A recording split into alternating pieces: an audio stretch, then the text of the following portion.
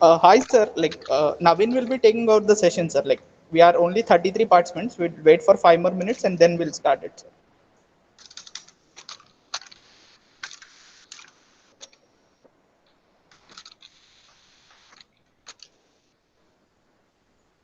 Okay, sir? Sure. Okay, sir.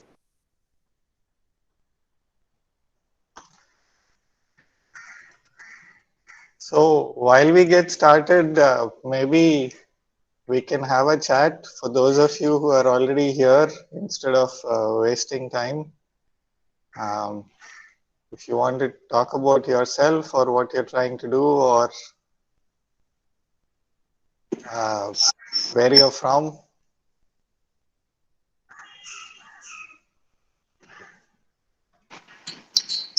Good morning, everyone. I am host of this session. My name is Naveen.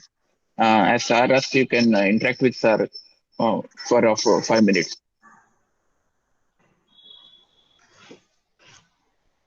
Okay. Anyone ready to talk? Good morning, sir. Good morning, Dr. Ravichandran. Sir, morning. I am Dr. Ravichandran from Coimbatore, sir, Kalanyar Karnataka Institute of Technology. So our college is autonomous college. We have more than 2,500 students on roll. We achieved 100% admission this year in the Tamil Nadu Engineering Council admission. That's wonderful.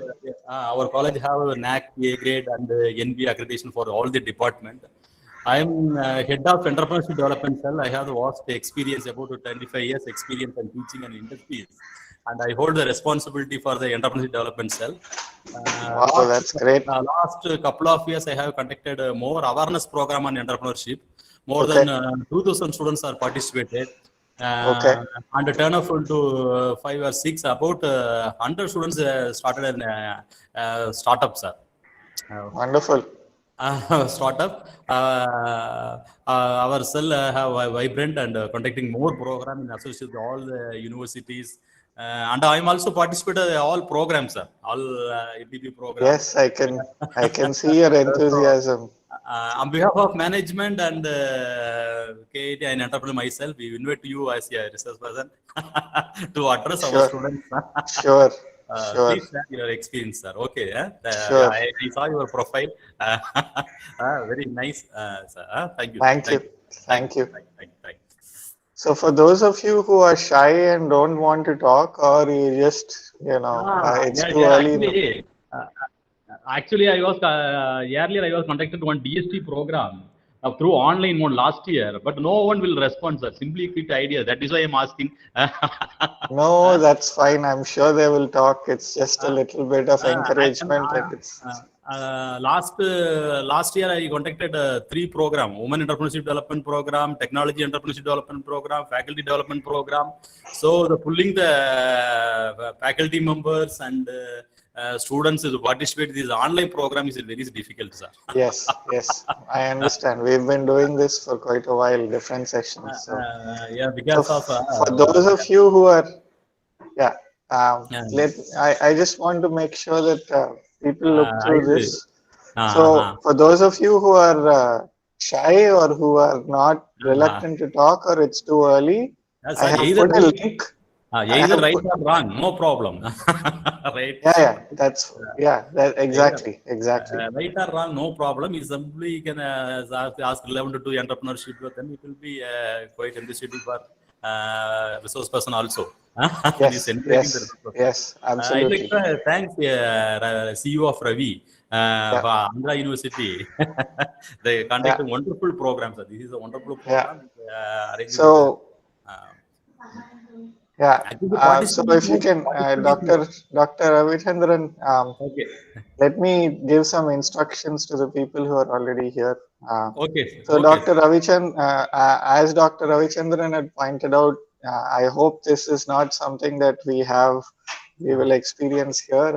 I'm sure this is many of you will interact, or I hope so, and we. Our past experiences should not drive the future in this particular situation.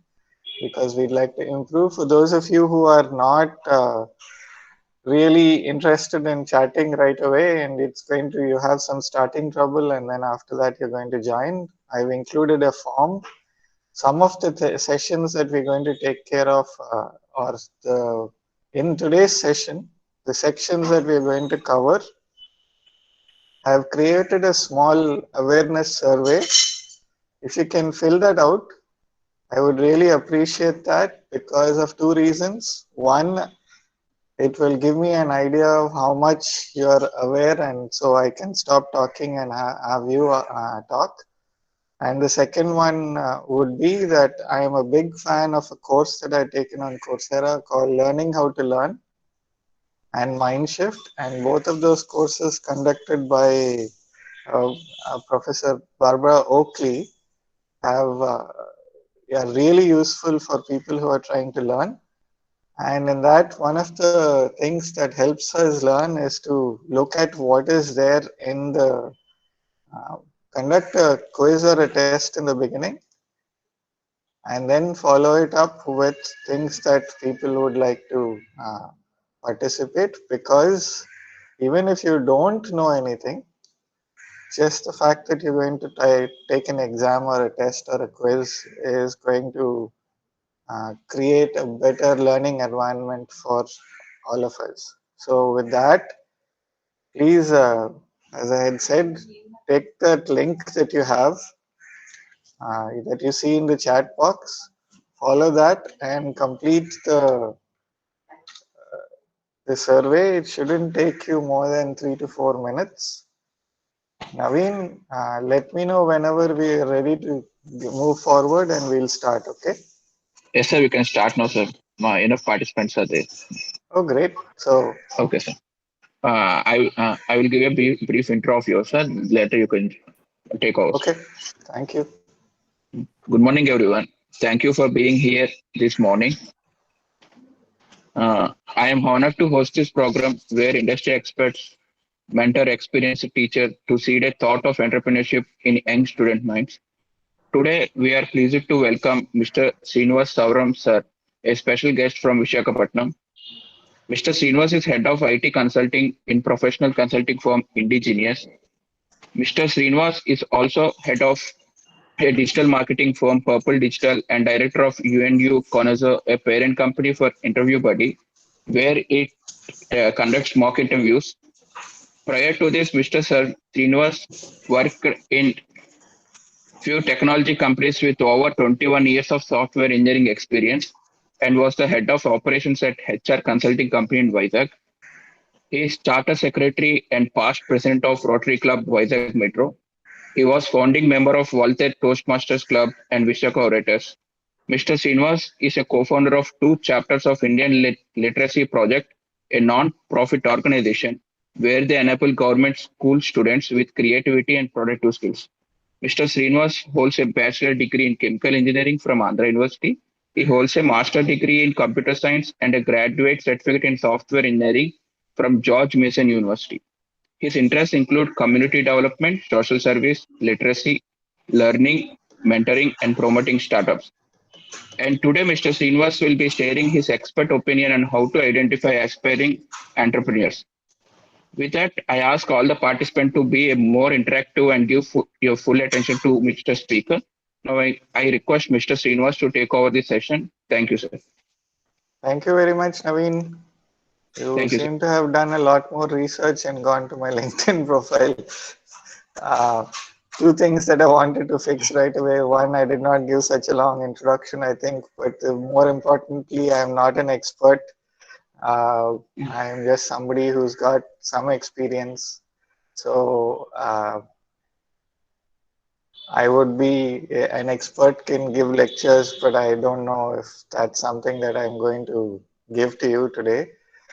So, okay, let's get started with a couple of things that I wanted to mention. Before I do that, let me see if you can see my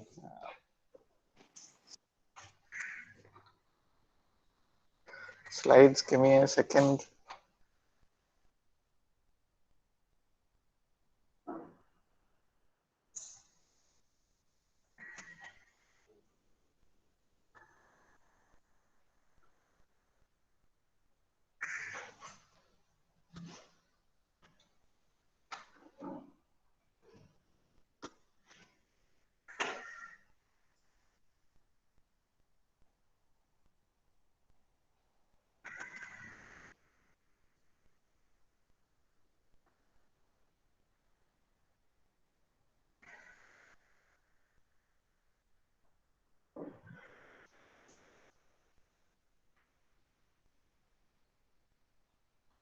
I apologize for the delay, but for some reason either my machine or my internet seems to be a little slow in responding today.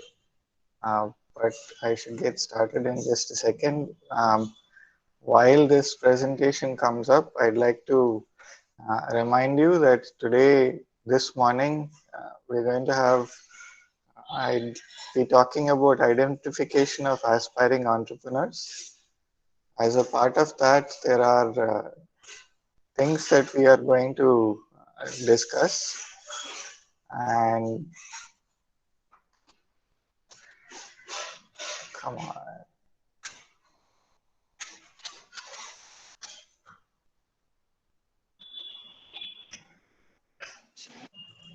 Sir, if you're having any technical issue, you can forward that PPT to us. We will present it from here. I will do just that, Naveen. Okay. Let me just see if I can. One more second, and if I'm not able to, then I'll do exactly that. Okay, sir.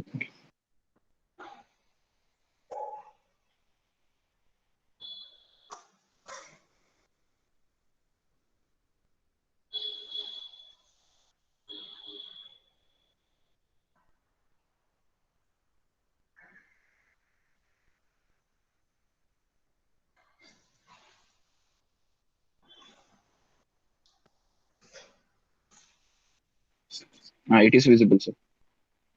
Yes. The challenge is now, though, that how do I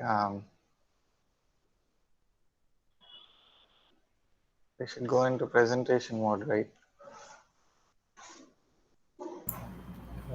If you click on slideshow on top right corner, click on slideshow. Beside yellow button, share button. Yeah, I am aware of that. But when I do that, okay, I guess that works. All right. As I said, this is what we're going to talk about. Thank you, Naveen, for that support. Okay, sir. Thank you. So today's agenda is divided into 5 sections. Why and why not entrepreneurship, mindset of an entrepreneur, what's the behavior that we can expect from an entrepreneur, how do we promote entrepreneurship among students, and then startup readiness of a student and gap assessment. We'll talk about a few of those things. Before we move forward, as I said a minute ago, I am not an expert. I like to think of myself as a catalyst coming from a basic chemical engineering background, but moving to IT and computer science. I like the way that catalysts work. I am only going to be sharing my views. I do not consider myself to be the ultimate authority in anything. And I hope we are going to be, this is going to be interactive. Some general etiquette, as you are please continue to mute your audio when you are not speaking. If you want to, you can keep your video on. It enables me to look at you rather than just black and white squares. At any point of time, let one person speak, and feel free to raise your hand if you have a question, or put your question in the chat box and we will move forward. Now, this is the survey that I had put in the chat box a minute ago, and I'm asked people to fill it in. If you have come in late and you have not seen this, then I am going to share this again. Yes, I have shared the survey again. It's not a form, it's a survey, right? So if you get a chance, please fill that in. It's not a necessity, it's not compulsory, but it should give you Good an morning, idea sir. of. Good morning, sir. We want fill the form. Yeah, if you can fill out the survey, that's great. If you don't have the time, that's fine also. If you that should give you some idea of some things that you can think about. Okay, sir. Okay, sir. We will do. We will do. We will do. We already submitted, sir. Thank you. I will take a look whenever I get a chance and a few more people submit their details. Now that you have, some of you have submitted that and some of you already have some thoughts on this. Very quickly, so talking about why and why not about entrepreneurship. So why should students or why should anybody take up entrepreneurship? What are your ideas on that? Can I hear some ideas and maybe it'll make my job easier? I'll just go through the slides if any of you missed anything.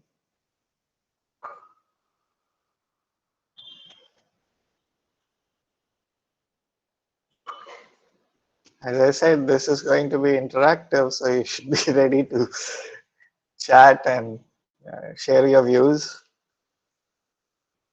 And if you don't have anything to add, then I'm going to go on. You can, of course, if you don't want to talk, put your thoughts on in the chat box.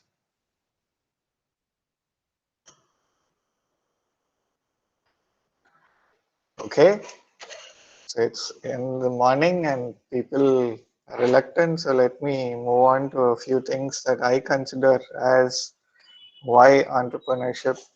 This is not necessarily in any particular order, but a couple of first points are important for us, and that's something why I would like to talk about this first. Probably the really big thing about becoming an entrepreneur, and sometimes I'm going to use entrepreneurship and startups as interchangeably, but most of the times entrepreneurs, as you have already discussed on day one, and I'm sure you probably had this on yesterday also, you have some idea of just a regular entrepreneur versus a startup entrepreneur, or what a startup is versus what a regular business is. Either one, as an entrepreneur, you are creating jobs and you are providing jobs to somebody instead of standing in line or hoping for somebody to give a job to you. Instead of asking somebody for a job, we are providing jobs. The second big thing is that you can be your own boss, work for yourself instead of someone else. If you have somebody who is really smart, if you believe that you are really smart, you are very intelligent, the most intelligent thing that you could do, in my view, is to hire people who are smarter than you and make them work for you. And because of the way that the world is structured, whether it's in India or anywhere else in the world, smart people don't necessarily want to work for themselves or create businesses. Therefore, we have a huge pool of really intelligent people that we could hire and work for our company. The reason why I want to spend one more minute on this or a couple of minutes on this is because I would like to look, I think of this as one of the single biggest things that holds back a company from growing. Because an individual who starts a business either believes before starting the business that he or she is very intelligent and nobody is more intelligent than him or her, or they will not hire somebody who is more intelligent than him or her than themselves, because they believe that those people will outshine them or their ego comes in the way. And that is probably the single biggest mistake that you can make as an entrepreneur, because you're hurting your own company. Bill Gates, Elon Musk, forget USA.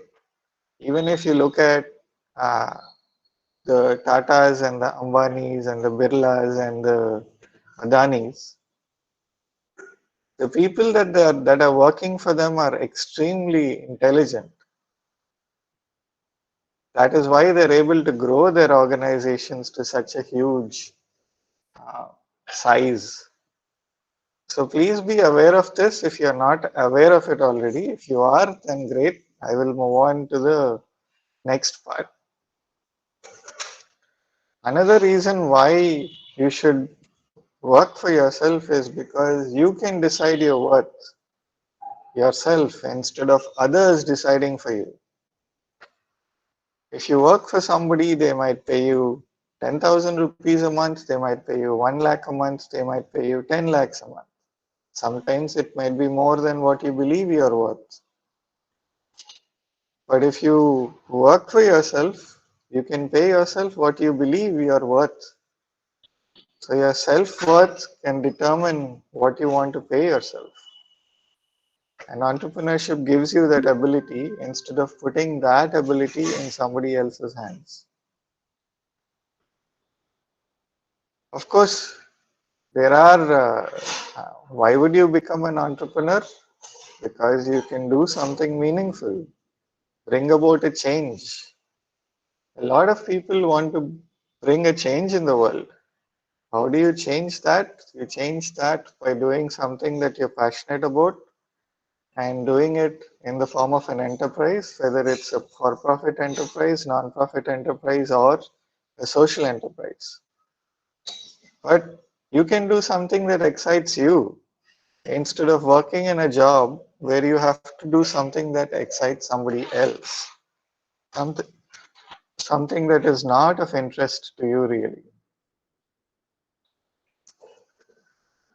Of course, taking the first one, which is, give jobs instead of asking for jobs. India really needs employment right now. I mean, we've needed employment for more than 1 or 2 decades, but it's becoming a very critical situation. Since 2000, I don't know, 2005 or so, I've been hearing from everybody across the political spectrum, across the economy, everywhere, that we have a huge demographic dividend. We have the youngest population in the whole world, and they're going to contribute a lot, and so on and so forth. But since 2015, we've only been talking about it, and at that time, our youngest population or the majority were 20 to 24 years of age. Now we are talking about 30 or 32 to 35 or 37 years of age. Basically talking about the dividend, whatever demographic dividend that we have, we are squandering that. And we don't have too much time to continue that in that manner. So this is something that's absolutely necessary for our country to move forward. Otherwise, as most of you must have heard, a devil's mind, an idle mind is the devil's workshop. And imagine tens of lakhs or crores of people, crores of young people sitting idle without a job. What kind of havoc the people can create by using them for evil and illegal means rather than something that is productive and good for the country. And I've added one line here, a phrase here called good employment, because I see that we need to make a distinction here, and if we don't recognize this idea of good employment versus poor employment, we are going to be in serious trouble. Or employment where you have degree holders, postgraduates, and PhDs applying for jobs as peons and other low-level jobs in government jobs is something that we've known, we are unhappy, but everybody wants it because it's a safe bet or it's something that is secure. Let's forget the government jobs because they're not enough of them and they're never going to be enough of them. When we talk about private sector jobs, every single job that almost every single job that currently exists can disappear in something like 5 years or 10 years. With the advent of artificial intelligence, with the advent of robotics, with the advent of self-driving cars, with the advent of drones, with the advent of cloud, and with the advent of robotic process automation, and so on, we are going to find ourselves in a situation where now the number of people who are going to contact a customer service center or pick up the phone and talk to somebody is going to fall dramatically, or the number of people who are going to be hired for that will not be too many because companies are automating. Most of you, when you go visit a chatbot, a website, instead of a customer service number, most of the times you're now seeing in a large company a chatbot that pops up and says, hey, how can I help you? Whether it is something that is an Indian company or an international company, that is what we're going to see. And why is that happening? Because even when you pick up the phone and talk, as some of you might have seen Sundar Pichai's presentation a couple of years ago, there was a machine that was able to talk to a restaurant and book a table, and the person answering that phone on the other end did not even know that he or she was talking to a machine. Yes, exactly. So that's just one example. And so where are all these call center jobs where hundreds of BPO jobs, hundreds and thousands of people who are going and being employed over there? When machines take over, where are they going to go? Right now, those people are happily enjoying themselves with a job. They work very hard when they have to work in shifts and they work in 3 shifts. But every time we employ a human being, we are looking at leaves, breaks, providing transportation, not non-availability of people because of they falling sick, so many other factors. And I can't have somebody work for more than 8 hours so that they don't burn out. And of course, it's the law, labor laws also step in. But if a machine can do the same thing of 3 people continuously, why am I, as an employer, as a business person, as an entrepreneur, going to employ people? Mahatma Gandhi said, hey, we need to provide employment for a lot of people and all of that. And that's why he really did not want machines, because he saw, I don't know, 75, 80, 100 years ago, what harm machines can do to employment in India. But we can't live in that world anymore. And so we need to figure out what to do better.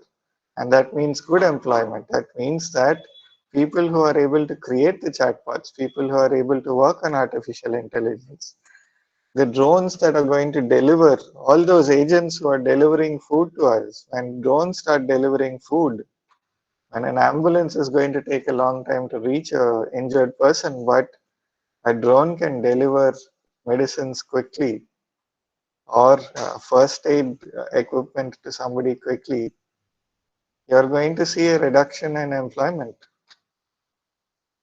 So we need to really make sure that whoever we are skilling, whoever we are educating, whoever we are employing does not stay employed at that low-end job where they are only saying good morning, good afternoon, good evening and doing other things. We have to make sure that they are continuously being trained and retrained so that they continue to help our companies grow as we employ more and more people, because if we don't train them, they will become obsolete. And if you start letting go of people when you need people, nobody is going to come and help you because you've relied on machines too much.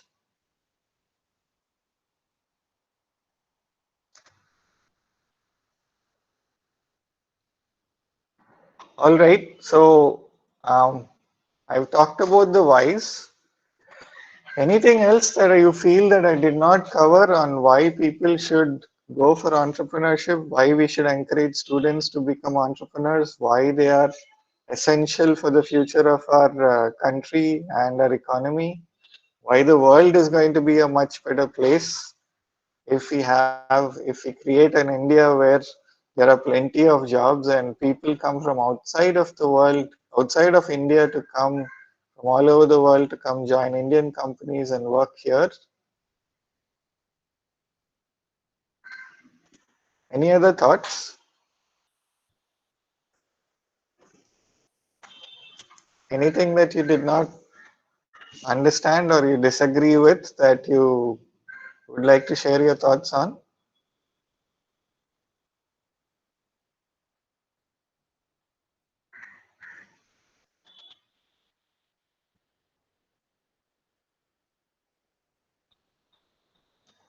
Okay. Actually, that's a good point. No, you don't need to call me sir. Srinivas is fine, but that's a good point. Uh, you can be stressed out as an employee, but I want to mention here that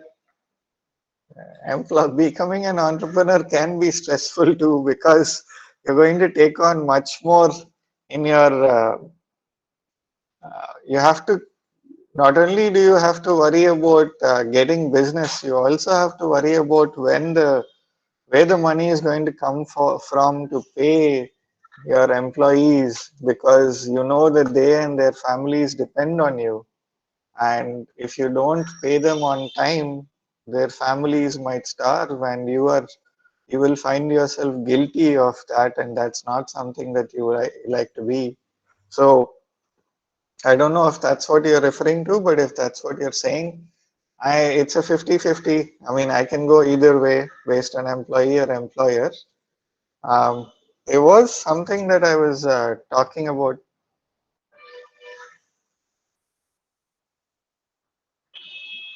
Um,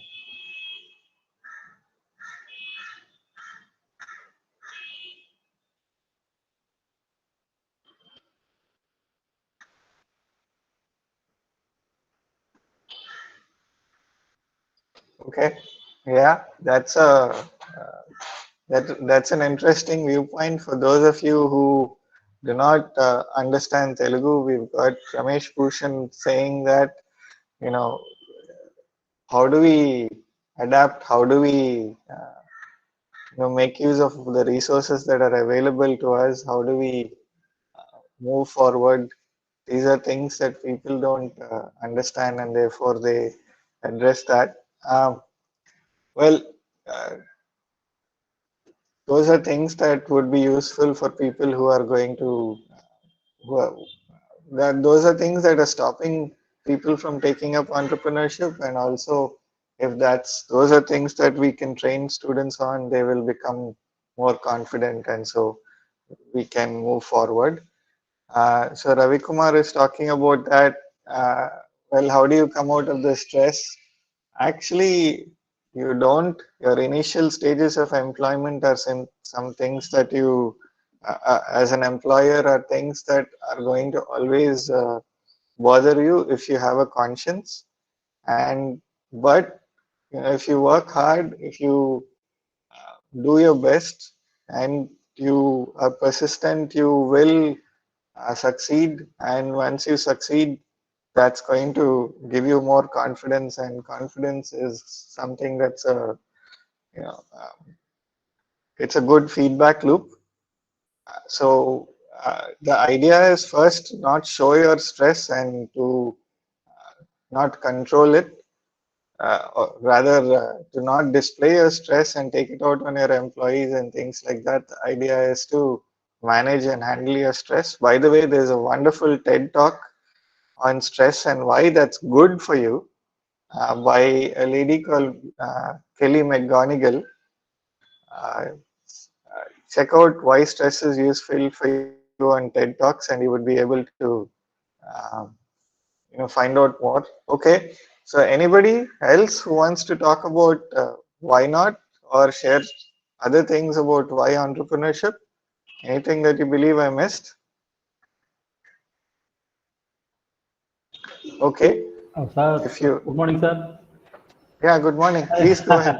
Sir, the need of entrepreneurship means, first of all, you reduce the unemployment and increase the job opportunity. Yeah, that's mentioned. Yeah. Then those persons want to take ability to take risk. It is a passion. Then only become an entrepreneur. Okay. Okay. Venki, you had raised your hand. Okay, sir. Thank you, Dr. Ravichandran. Venki Patnaik, please. Thank you, sir. Thank you, sir. Thank you. Sir, I am Professor Patnaik from Visakhapatnam. Professor Patnaik, I'm sorry, please. Yeah, it's okay, no problem. Sir, here I have something to submit. First of all, let me, my best compliments to you, the way you initiated the talk. Actually, practically, sir, ground reality is, as you said, just now you mentioned rightly that 50%, 50-50 the chances to go either for employment or go for an entrepreneurship. Here, basically in Andhra, that is coastal districts and all, where much backward areas, these are all, and financially also they're not sound, and family background also is not so supportive. So, how to inculcate, how to infuse, that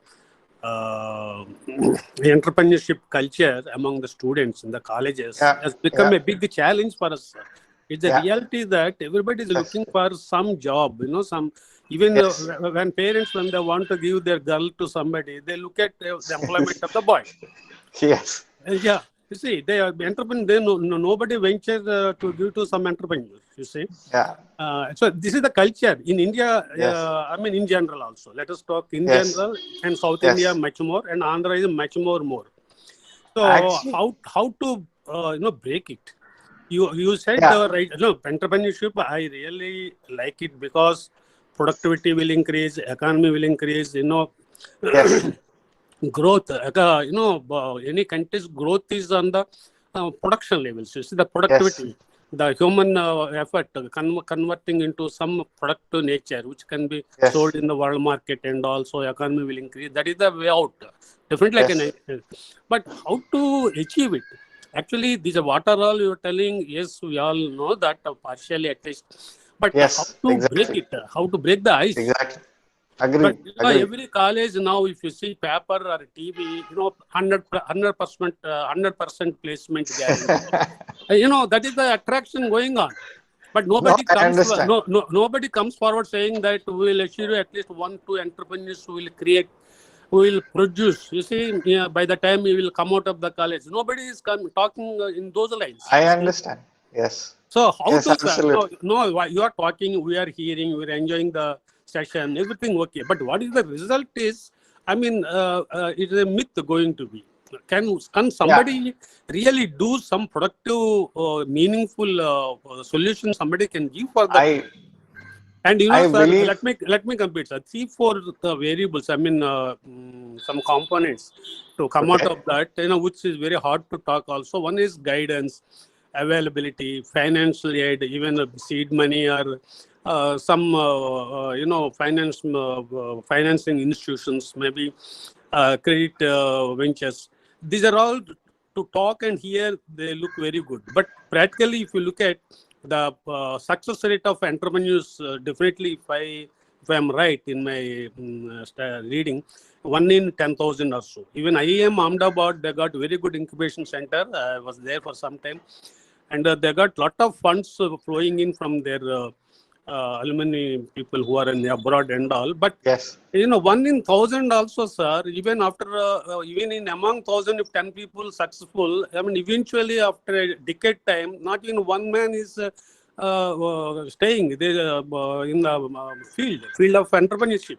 Maybe we may call, Tata or Birla or even Bill Gates and all. Maybe there are dropouts from Harvard and maybe IITs and all.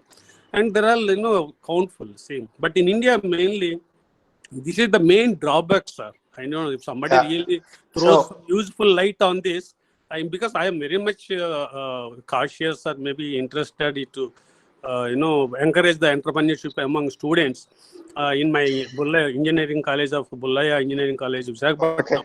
But and even government has come forward, by directing us to install some, ISC, that is entrepreneurship innovative startup cells, as a mandatory or maybe a statutory requirement. We have been doing that, all that.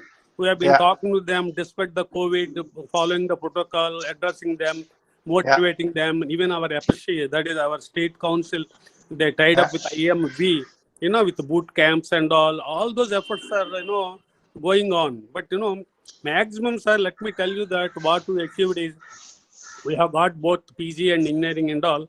Maybe biotech people, they created some organic soaps, or some scents or some scent sticks, small products and all, you see. And marketing, that the potential in the market, is highly competitive field. These youngsters, unable to reach to that level. Engineering side also, they're doing small experiments, sir. It's not that anything, a productive thing that, they can sell in the market, make a big business and a big killing and all.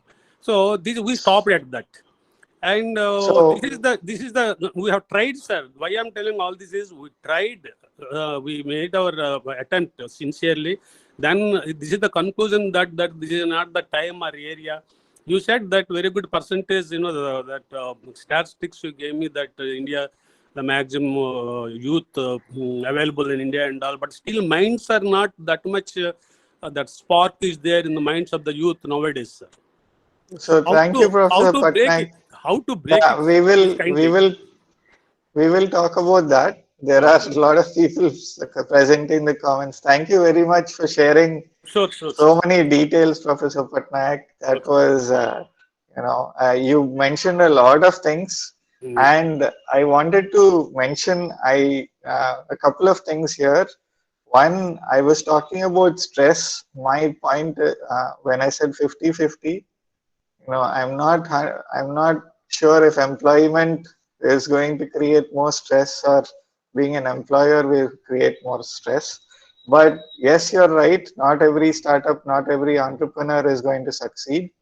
But what I'd like to point out to you and everybody else on this, in this call, in this meeting today, is I want to give you a few examples. At least one example that stands out, but many other examples that are there that I know I'd like to work with people who have tried their hand at employment, at being an entrepreneur and failing. Because the minute that I find somebody who's come to me with that kind of a experience, that person is going to be valuable to me a lot more than somebody who's coming out of college or somebody who has worked for 2 years or 10 years somewhere. Because this person who has tried their hand at employment, whether it's for 6 months or whether it's for 2 years, they have understood things about finance, they've understood things about people, they've understood things about sales, they've understood things about technology. They've understood or picked up a lot more things than what an employee would do on a day-to-day basis. And therefore, for example, there is a person that I know, a young graduate who was trying his hand at entrepreneurship over here. 4 years ago, he got started with a company over here and he tried to run that. He raised a little bit of money, but that money was either not spent well or got used up, ran out of money. And he was hired by a company in Hyderabad, and that company in Hyderabad gave him a job straight away for 10 lakhs.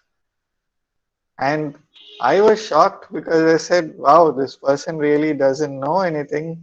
10 lakhs for somebody who doesn't know anything, because I interacted with this person. And it turns out that he's actually doing very well now in that company and that company that believed in him is seeing results from him. And so trying your hand at entrepreneurship, one of the things that I'd like those of you who are teachers, professors, and so on, when you're talking HODs, principals, whoever, when you're talking to the students, when you're talking to people around you, please let them know that this risk, Lalita talked about this idea of, well, it's risky and so people don't want to take risk and therefore they want to go with something which is more stable, and obviously government jobs are more stable. Once you get into one, you'll never be fired from it and so on. But what I believe we should be telling students, we all should be telling students, is it's not really that risky. I mean, the reward is so good. If you are a successful entrepreneur, you're going to go from 0 to 10 crores, 100 crores, maybe 1,000 crores in a span of 10 years, 15 years, which you'll never be able to accomplish as an employee. If you're not successful, there are lots and lots of companies who would be more than happy to hire you. And that is what we should be talking about. And I'll talk about this in a little bit more detail afterwards, because many points that you people are stressing about are right there. And how do we inculcate this? What do we do? And how do we promote entrepreneurship among students and so on? There are really some things that are available. And yes, once again, Ms. Lalita, I'm sorry if you're a professor, doctor, whoever, the very important point, girls end up paying a bigger penalty because parents prefer that the girls don't try their hand out at things.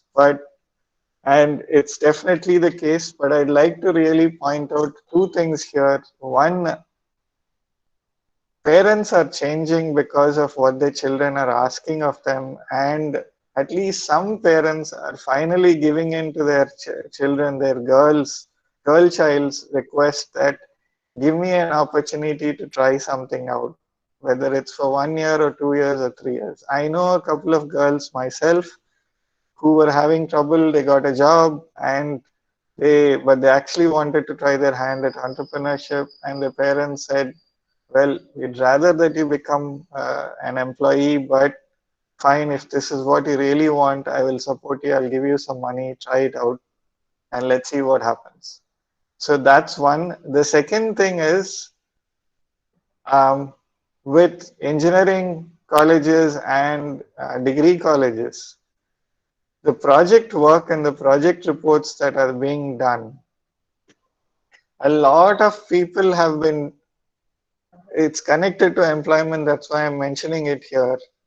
Students are not being encouraged to take on a project which is something that's interesting to them and something that is an attempt that they can make to see what they can achieve out of it. So typically what is happening, they're going to a training institute or a Xerox center and buying a project, submitting it, because some of the professors, even MBA, I've got a MBA professors telling their students, don't do your own project. Why do you want to take a risk? It's safer to buy a project. That is the most ridiculous thing that I've heard, but I'm sure many of you understand. If somebody does a project and fails, I would hire that person more than somebody, I would hire that person first above 9,999 people who've copied a project and by-hearted it and tell me answers to the questions, but when I ask in depth, they can't answer a simple thing. But when I talk to that person who tried the project on their own, and I say, hey, why didn't this work? And they can tell me why it didn't work or what went wrong and where they got stuck, and that's why they couldn't finish the project. the way that they wanted to. Those are the people that I'd really like to hire because they've done something with their own hands, rather than just take somebody's work and throw it in our faces saying it's a requirement. One other thing that Professor Patnaik mentioned that I'd like to quickly cover. If you attempt this is like our India Literacy Project, the non-profit that I volunteer in. We have been doing this since 1991. It is 30 years now. It got started off with the idea that we will make India 100% literate in 25 years. This was not a short-term 1 year, 3 years, 5 years plan. This was done with a long-term 25 years. And in these 30 years now, we have made a very big dent, but what we have done is nowhere close to what Kerala has accomplished. For example, when the state government decided we're going to make the whole state 100% literate. What I'm trying to make you understand is this is not a short term 1 year, 2 years, 3 years thing. This is something where we need to invest a decade or a decade and a half. Some of us are going to be really lucky and find candidates who will succeed in their entrepreneurship dream and their effort within a couple of years. Most of us will have to actually continue to work hard and encourage people, and you would be surprised, pleasantly surprised, 1 decade later that what you think is not even 1 or 2 people succeeding changes to, oh, there are hundreds of them. They just have not made you aware because you haven't reached out to them or they were busy running their companies. So keeping in touch with alumni is very important. So why not take up entrepreneurship? There are, but Southern India and villages, sorry, I'd like to take that also, and Andhra Pradesh. The statistics actually don't prove, the numbers prove this wrong.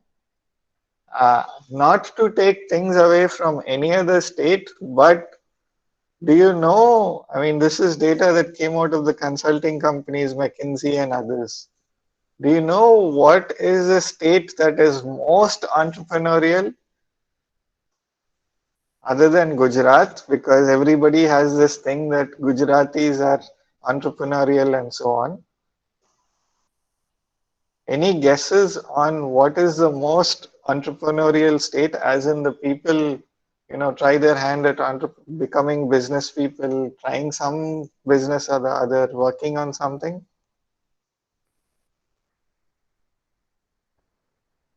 Any guesses? Yeah, yeah, I understand. Karnataka, sir? No, it's Gujarat. not Hemant. Gujarat people, sir. Gujarat. No, Gujarat is there, but yeah, other than Gujarat. Yes, Naveen, very good. It turns out that Andhra Pradesh apparently has the largest number of entrepreneurs, next only to Gujarat or somewhere close to Gujarat. I did not believe it. I obviously had no clue about that, but I realized when you think about it, that what we are looking at entrepreneurship, and entrepreneurs are the huge ones, Tatas and Birlas and so on. We're not looking at the one old lady sitting in a street corner selling boiled peanuts or looking at flowers, and she is being independent and she is trying to do something. I'm not, by the way, I'm not suggesting that students be encouraged to sell boiled peanuts or make pakodi and sell.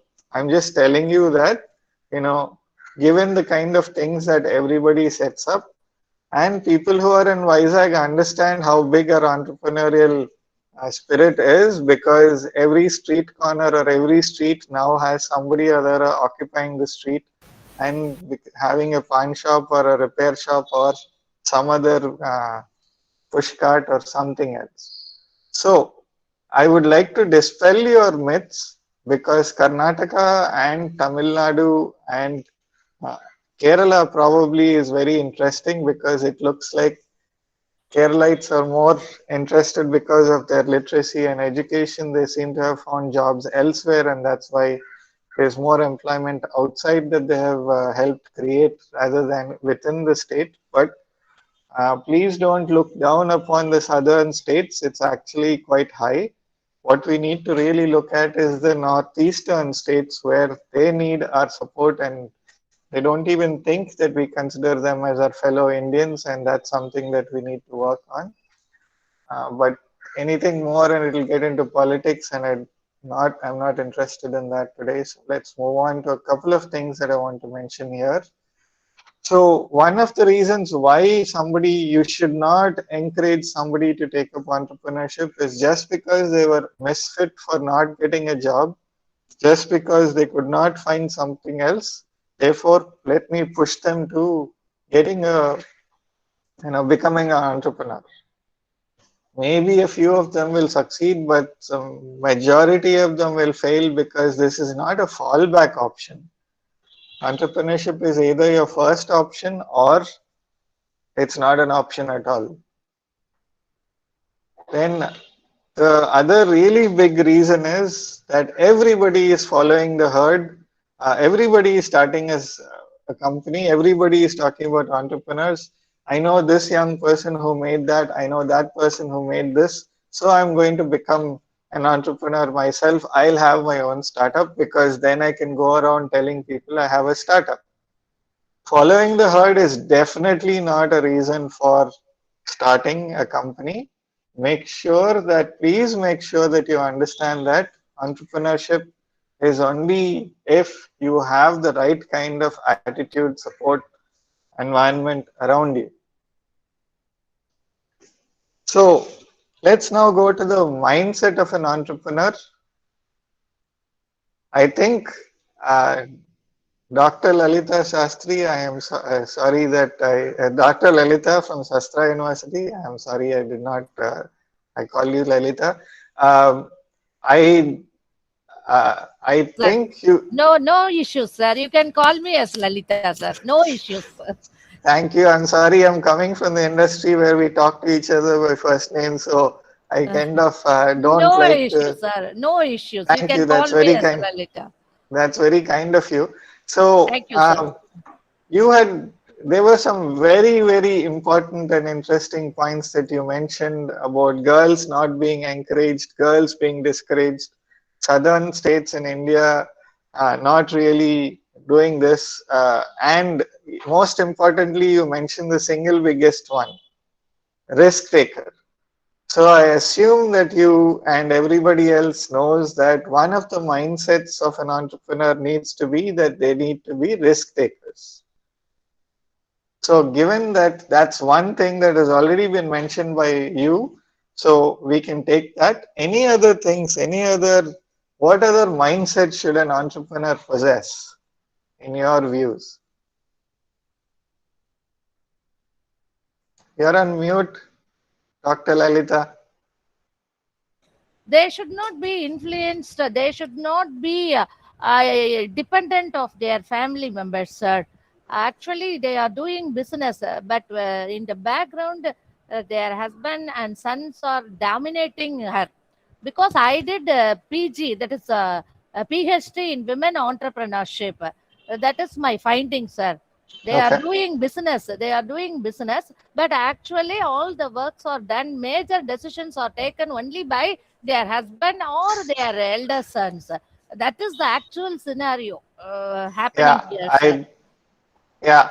This is the again, it will make some people unhappy, and some people maybe say, yes, okay, I agree with you. But yes, you've definitely raised a very important point. We are very, our skin is very thin. And so when somebody points out something about us, we say, oh my God, how can you say that? Even though the reality is that we agree that that is the case, but we just don't want to accept it. Yes, and sir. that is the point that I'm trying to make, which is to reiterate what you said. We will say that we worship women, and women are Durga, women are Ma Durga, women are this, women are that. No, But actually it is not so, sir. Actually, it is exactly, not. exactly, Act- exactly. But when it comes to actually empowering women and saying, yes, you can do it and you can manage that, we are not supportive at all. A lot of times we believe that women don't know and we know more. Yes, sir. And the really interesting part that everybody who's got a mother at home, if you think about it, would understand is that women have the singular ability, somehow they're forced to get into it, of becoming multitaskers, and more importantly, they're fantastic at financial management. Yes, sir. Any mother who manages a house based on the money that is being provided, whether it's a housewife or a working employee, Sir, a working our woman. finance minister itself is a woman, sir. Dr. Nirmala Sitharaman. That shows our women's strength, sir. But I don't want to take that example because those are political politics, appointments. politics, Those, but I agree, but it is a I fact. agree. I agree. And if you see into a large extent, anytime women have been empowered with doing something, they have actually accomplished a lot. For example, uh, this is going to get political, but I will not allow any conversation beyond this point. But in the since 2005 or so, for the past 2 decades, do you know which is the most developed state or the state that has developed the most? When, sir? 2 years back. No, no. Over the past 1.5 decades, 1 to 1.5 decades. Gujarat? No, No, no idea, sir. that is a common example that everybody thinks of, but that is because of the marketing thing. It Oh, turns out that the best developed, or rather rapidly developed state in terms of human development indicators. oh, Human development indicators turns out to be Tamil Nadu. oh, And Tamil Nadu has become, really good because Mrs. Jayalalitha, as the yes, sir. chief minister, despite the portrayal of corruption, and we can disagree or agree on the level of corruption, but she has enabled apparently a lot of things so that the maternal mortality rate, infant mortality rate, the food intake and things related to anything related to human development indicators, if you go and look at them, and this is not some political party doing this, these are government numbers, Tamil Nadu has done the most. Oh, So I totally agree with you about the women, but let's talk about other things. Anything else that you'd like to mention related to what should an entrepreneur have as a mindset? that is my Yes, grievance, sir, because even though they are intelligent, they are strong, they are suppressed by the male members in the family, sir. yes. So, Do you agree that, sir? well, actually, I have a small thing here because I don't have, unfortunately, well, fortunately, I don't have too many examples of that in our house because You, my wife is a doctor, a uh, gynecologist, a fertility specialist, and I don't interfere in what she's doing as a career. My mother has been a professor, sorry, a lecturer, and my father, as far as I know, he has not done much. But yes, I agree. He has financial management wise, beyond in the house, yes, outside the house, it hasn't happened. So that is something that we need to, that I agree. But let's move on from women. So, yes, thank, Ramesh thank you, Bhushan sir. has Thank you very much. mentioned. Thank you for your participation.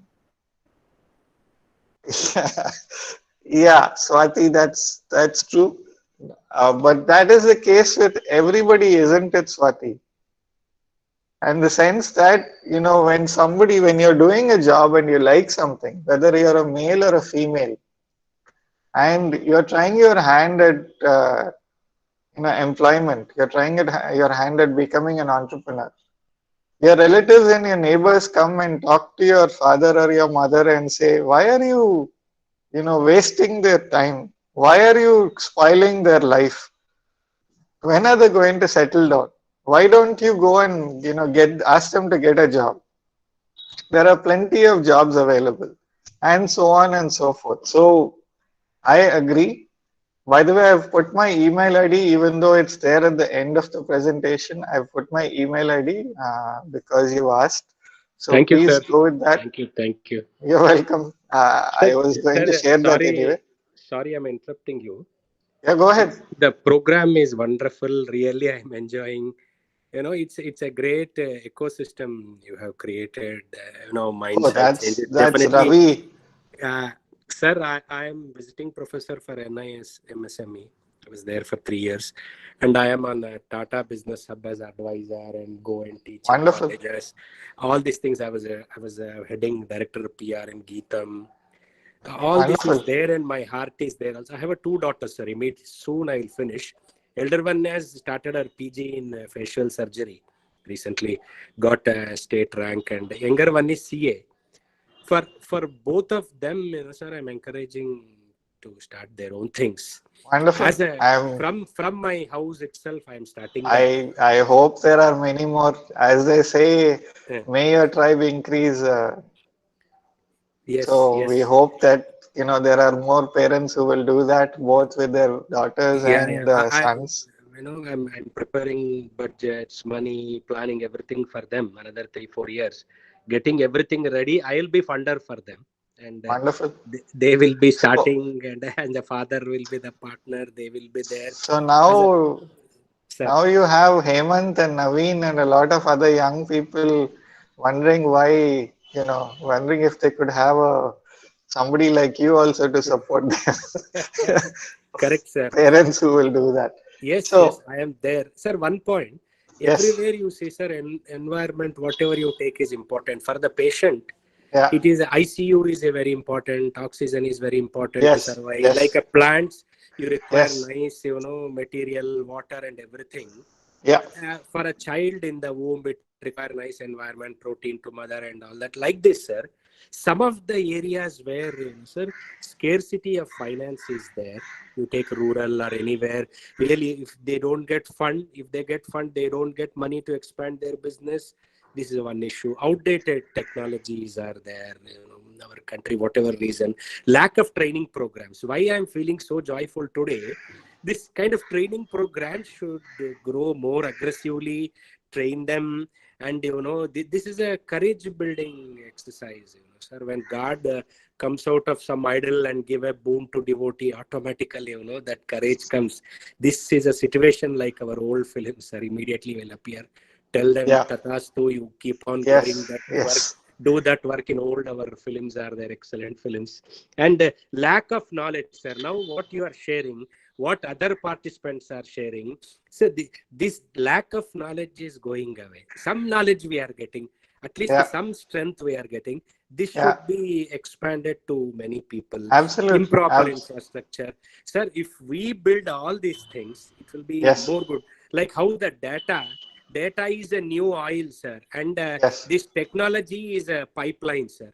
Unless we have a nice pipeline, we cannot, transfer our oil or anything. Like the data should go. This communication is coming, means nice infrastructure we have, internet we have. To name, I'm telling Jio, I have taken, good service they are giving. So these are the, what you say, sir. If we build these infrastructures and we provide these loans, we provide this bubbling energy, naturally, let the girl child be, let the boy child be, let anybody, grow, sir. They will thrive. What I believe now from this session, what I understood, I feel very happy. I am going in a correct path, giving them encouragement, investment. I myself, I am, my savings, planning to raise from other places, giving my securities, give them nice fund to start themselves. This is my idea, sir, for them. My Thank blessing. you. Thank you for sharing. That is useful, and as you can see in the chat box, yes, there are a lot of people who agree with you, who have similar points of view, and there are yes, there are multiple issues that need to be talked about. I believe that one quick point that I want to make, because a couple of men over here have said, well, in our family we don't discriminate.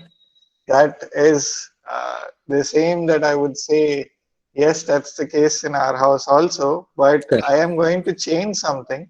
Sir. One quick point. I am going to change something.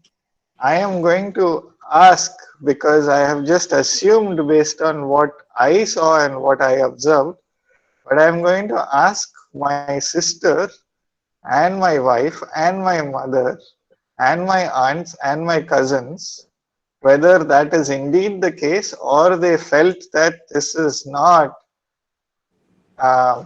that is not the case. It's just your impression that you are being very supportive. Because I would like the rest of you also who believe that you're being very supportive to ask your family members, the girls, the ladies in your family, to also do that and freely express their opinion. Don't get hurt if they say no, you're not supportive. And then if we notice that we are in another world and their world is different and we are wrong, at least we can improve. Sir. Yes, sorry. Go ahead, Ravi Kumar. Sir, as you told, correct, sir, because everybody's opinion is important, personal opinions. What I will do, in case they are starting their mind on that, in case they have fine, or otherwise I will give that fund to them. Whatever they want, they can use it. If they are employed, if she is starting her own clinic or some own, denture products or something. My younger one starts investing in her own companies, whatever, after she finishes CA or anything. These are the plans, sir. What you call pure plans with good thought, with a nice heart. I am thinking on these lines. Naturally, I won't get hurt, sir.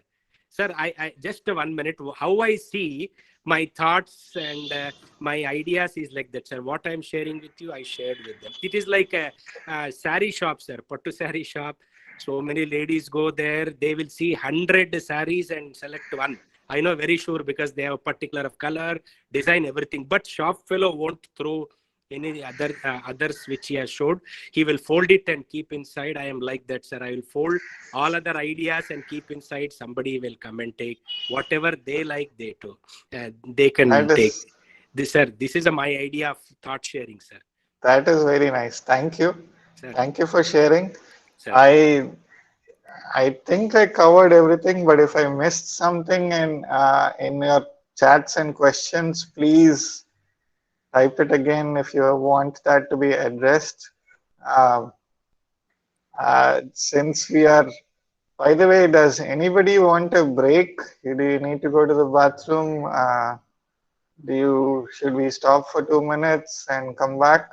Or sir, you are from continue? Hyderabad, sir, or which place? No, I am from Vizag. Oh, okay. You gave me, you said this is great, but I'd like to tell you that,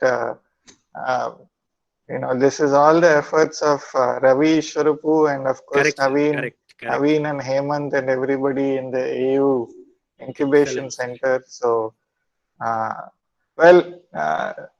Dr. Lalita, the Telugu translation, he is going and typing the English meaning for it. So please wait and he'll post the English meaning for it. Okay, let me move on to, as you all mentioned, somebody who is a risk taker, somebody who is not afraid to fail. Because one thing that I'd like you to share with people whom you're talking to. This is something that I've learned a few years ago and it has stuck in my head. And anytime we train CA students, MBA students, and engineering students, this is something that we cover for them that I try to mention. which is that failure is not falling down. Failure is when you refuse to get up. Failure is not when you fall down. Failure is when you refuse to get up. That is failure. As long as you get up and run or walk or crawl, do whatever is necessary to take one step forward and then another step and so on, you are not a failure. That is something that I would strongly encourage all of you to inculcate in the people who you are talking to, because young minds, they're still impressionable, there's not enough guidance. In India, everybody wants to give an advice and opinion whether we know something or not. That is why we continue to tell. We used to tell Sachin Tendulkar, before that we used to tell Gavaskar and Kapil Dev, and then we talk about Ishant Sharma or we talk about Virat Kohli. We're all there to give our expert opinion on what shot they should have played or what ball they should have bowled. And whether we have played cricket in our life or not. And that's the same with many other things. I have so many people who are going and discouraging their children from doing something that they like to learn. For example, somebody wants to do law, somebody wants to do art, somebody wants to learn English as they're not doing English to become a lecturer, but they're actually doing arts and science for the love of arts and science and literature and so on. And somebody or the other is talking to the mother or father, especially the father, and the father comes back from work and says, well, go into computer science. Even people who are going and doing electrical, electronics, civil, mechanical, and so on, it's so discouraging to find students who come and tell us when we talk about basics of that, they tell us, what's the point? I don't need to know this because anyway I know I need to find an IT job. Apparently there are no core jobs, which is not the case. The problem is that it's underemployable or unemployability from lack of good skills and not because there's not enough employment. Just because I'm on this point, a very quick note. Almost every single company that I know of in Vizag, big, small, and tiny, is looking for employees. Every single one, including the food stalls that are set up in front of our house. The problem is not that there is not employment. The employment is either not commensurate with the person's education or they're not able to find people. So please be aware of that. Now, one other thing, so what is a mentality? The mentality of an entrepreneur should be to create or generate wealth and not just save money and save wealth. As an employee, you're going to continue to save money and probably if you learn a little bit, invest in something. But if you're an employer, you're going to take 10 rupees and multiply it to 20 or 30 or 50 and keep on multiplying it. And that's how you're generating wealth. And an entrepreneur should have a mindset of being eager, being willing to provide a product or a service. Something that makes other people's lives better, something that makes them say, yes, this is what I needed, this person has solved that problem for me. And please look around you and you would find that we have entrepreneurs right in our midst. Those they are there, they're only tiny and we don't consider them as entrepreneurs.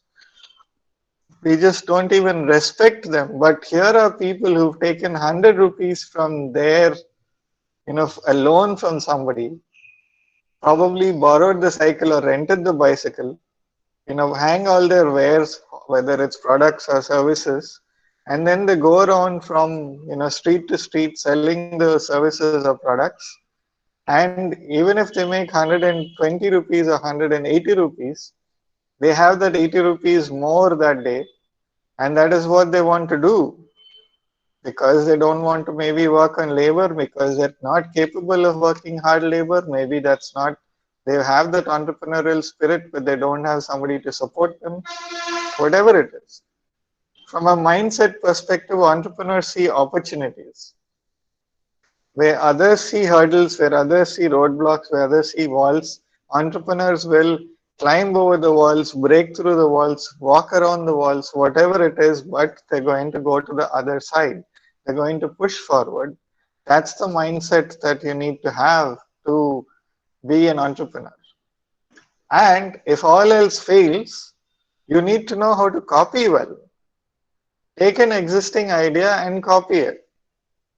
The Flipkart that we know, the Naukri that we know, the Ola that we know, they did not come up with these ideas on their own, right? They basically took Flipkart, Amazon copy, Naukri, Monster and other job boards copy, Ola, Uber copy. But they've been able to think big and they've been able to say, I'm going to do this, and they executed it well.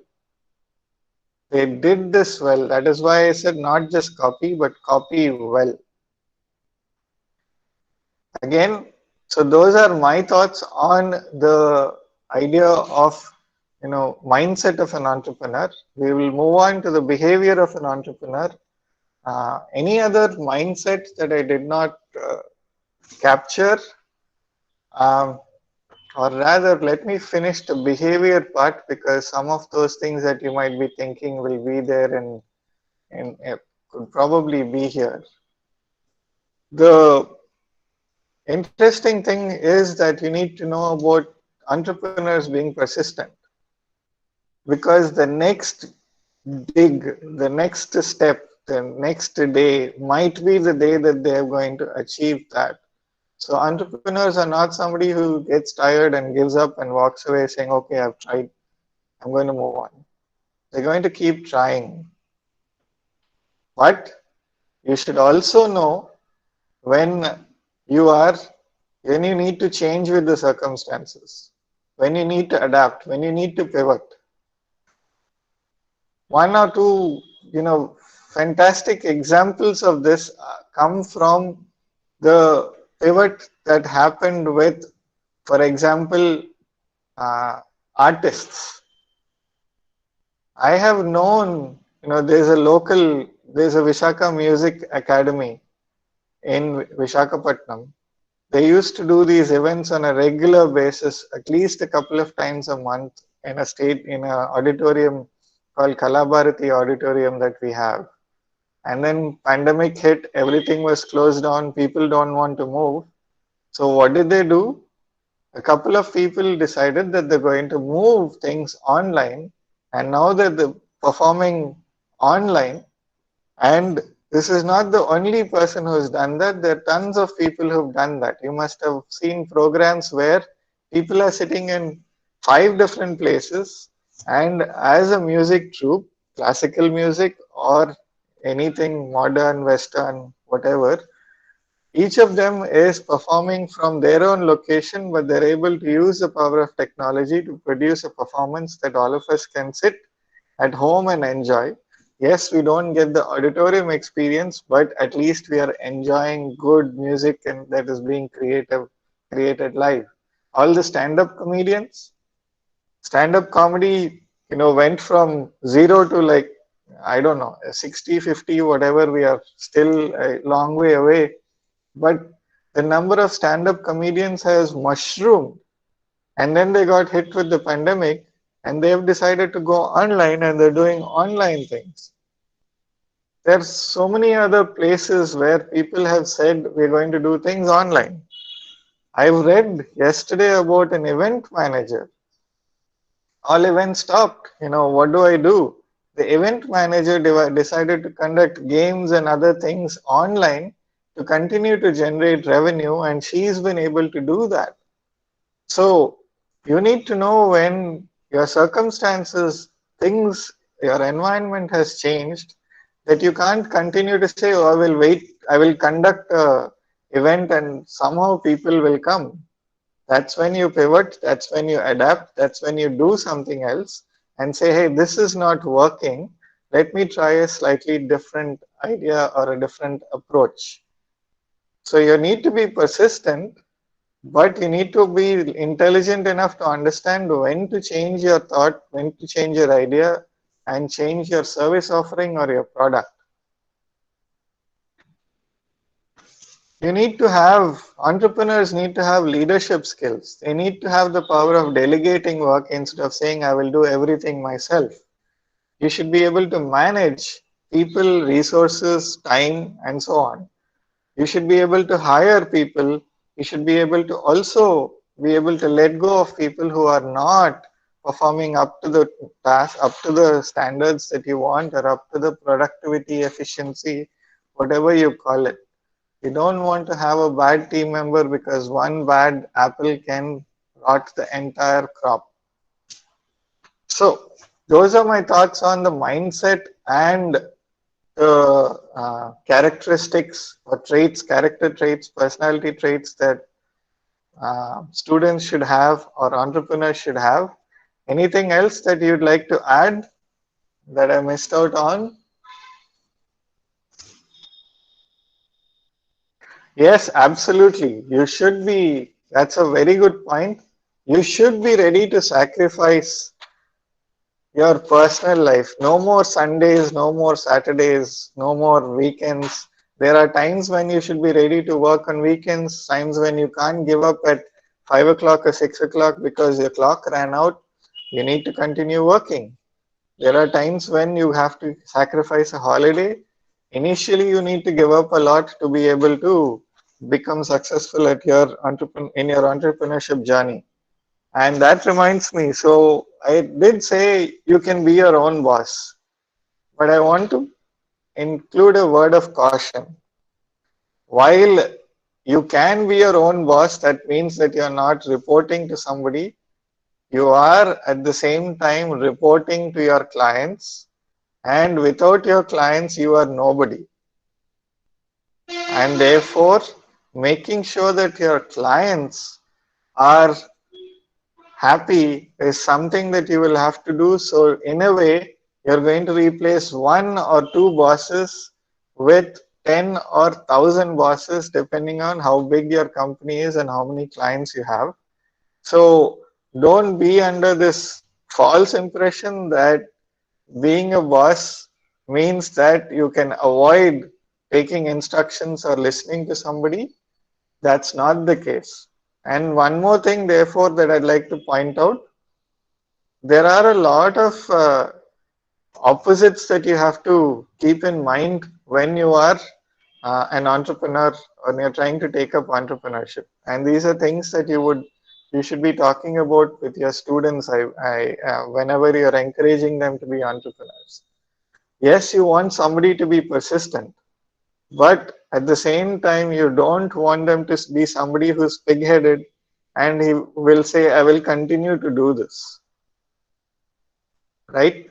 For example, somebody who's saying, I'm persistent and I will learn swimming is great. That's fantastic. You know, they can take some rounds in the swimming pool and keep learning how to swim.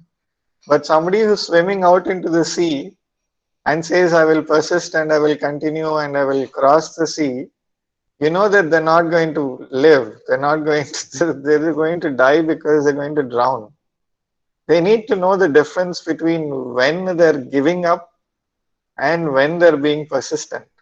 When they understand what their weaknesses are and what their strengths are. When you should hire somebody, when you should fire somebody.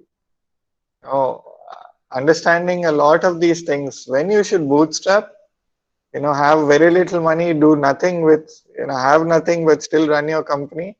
And when you should look for funds and try to raise funds and get that, use a large amount of, take a loan, take a grant, apply for an investment and get something there. So there are a lot of those things that people should be aware of.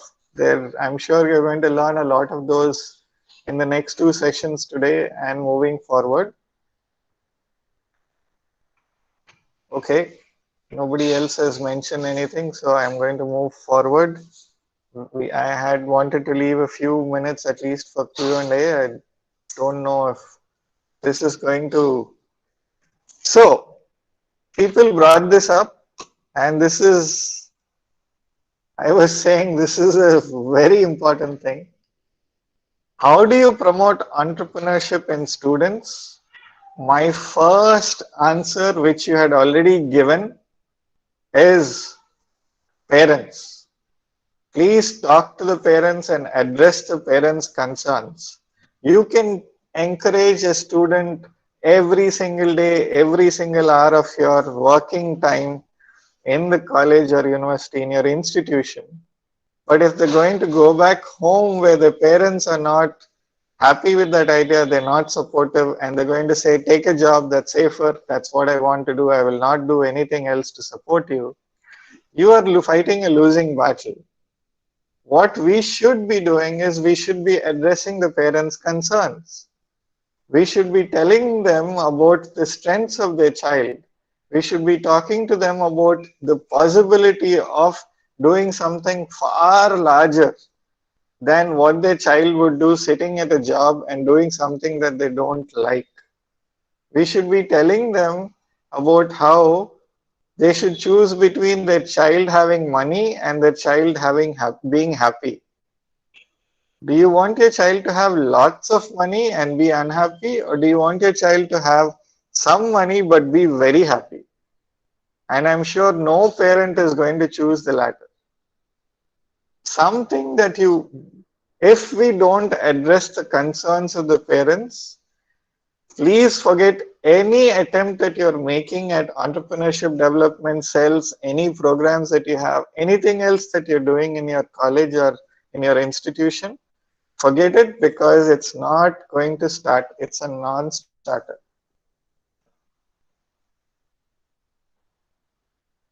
Anybody who disagrees?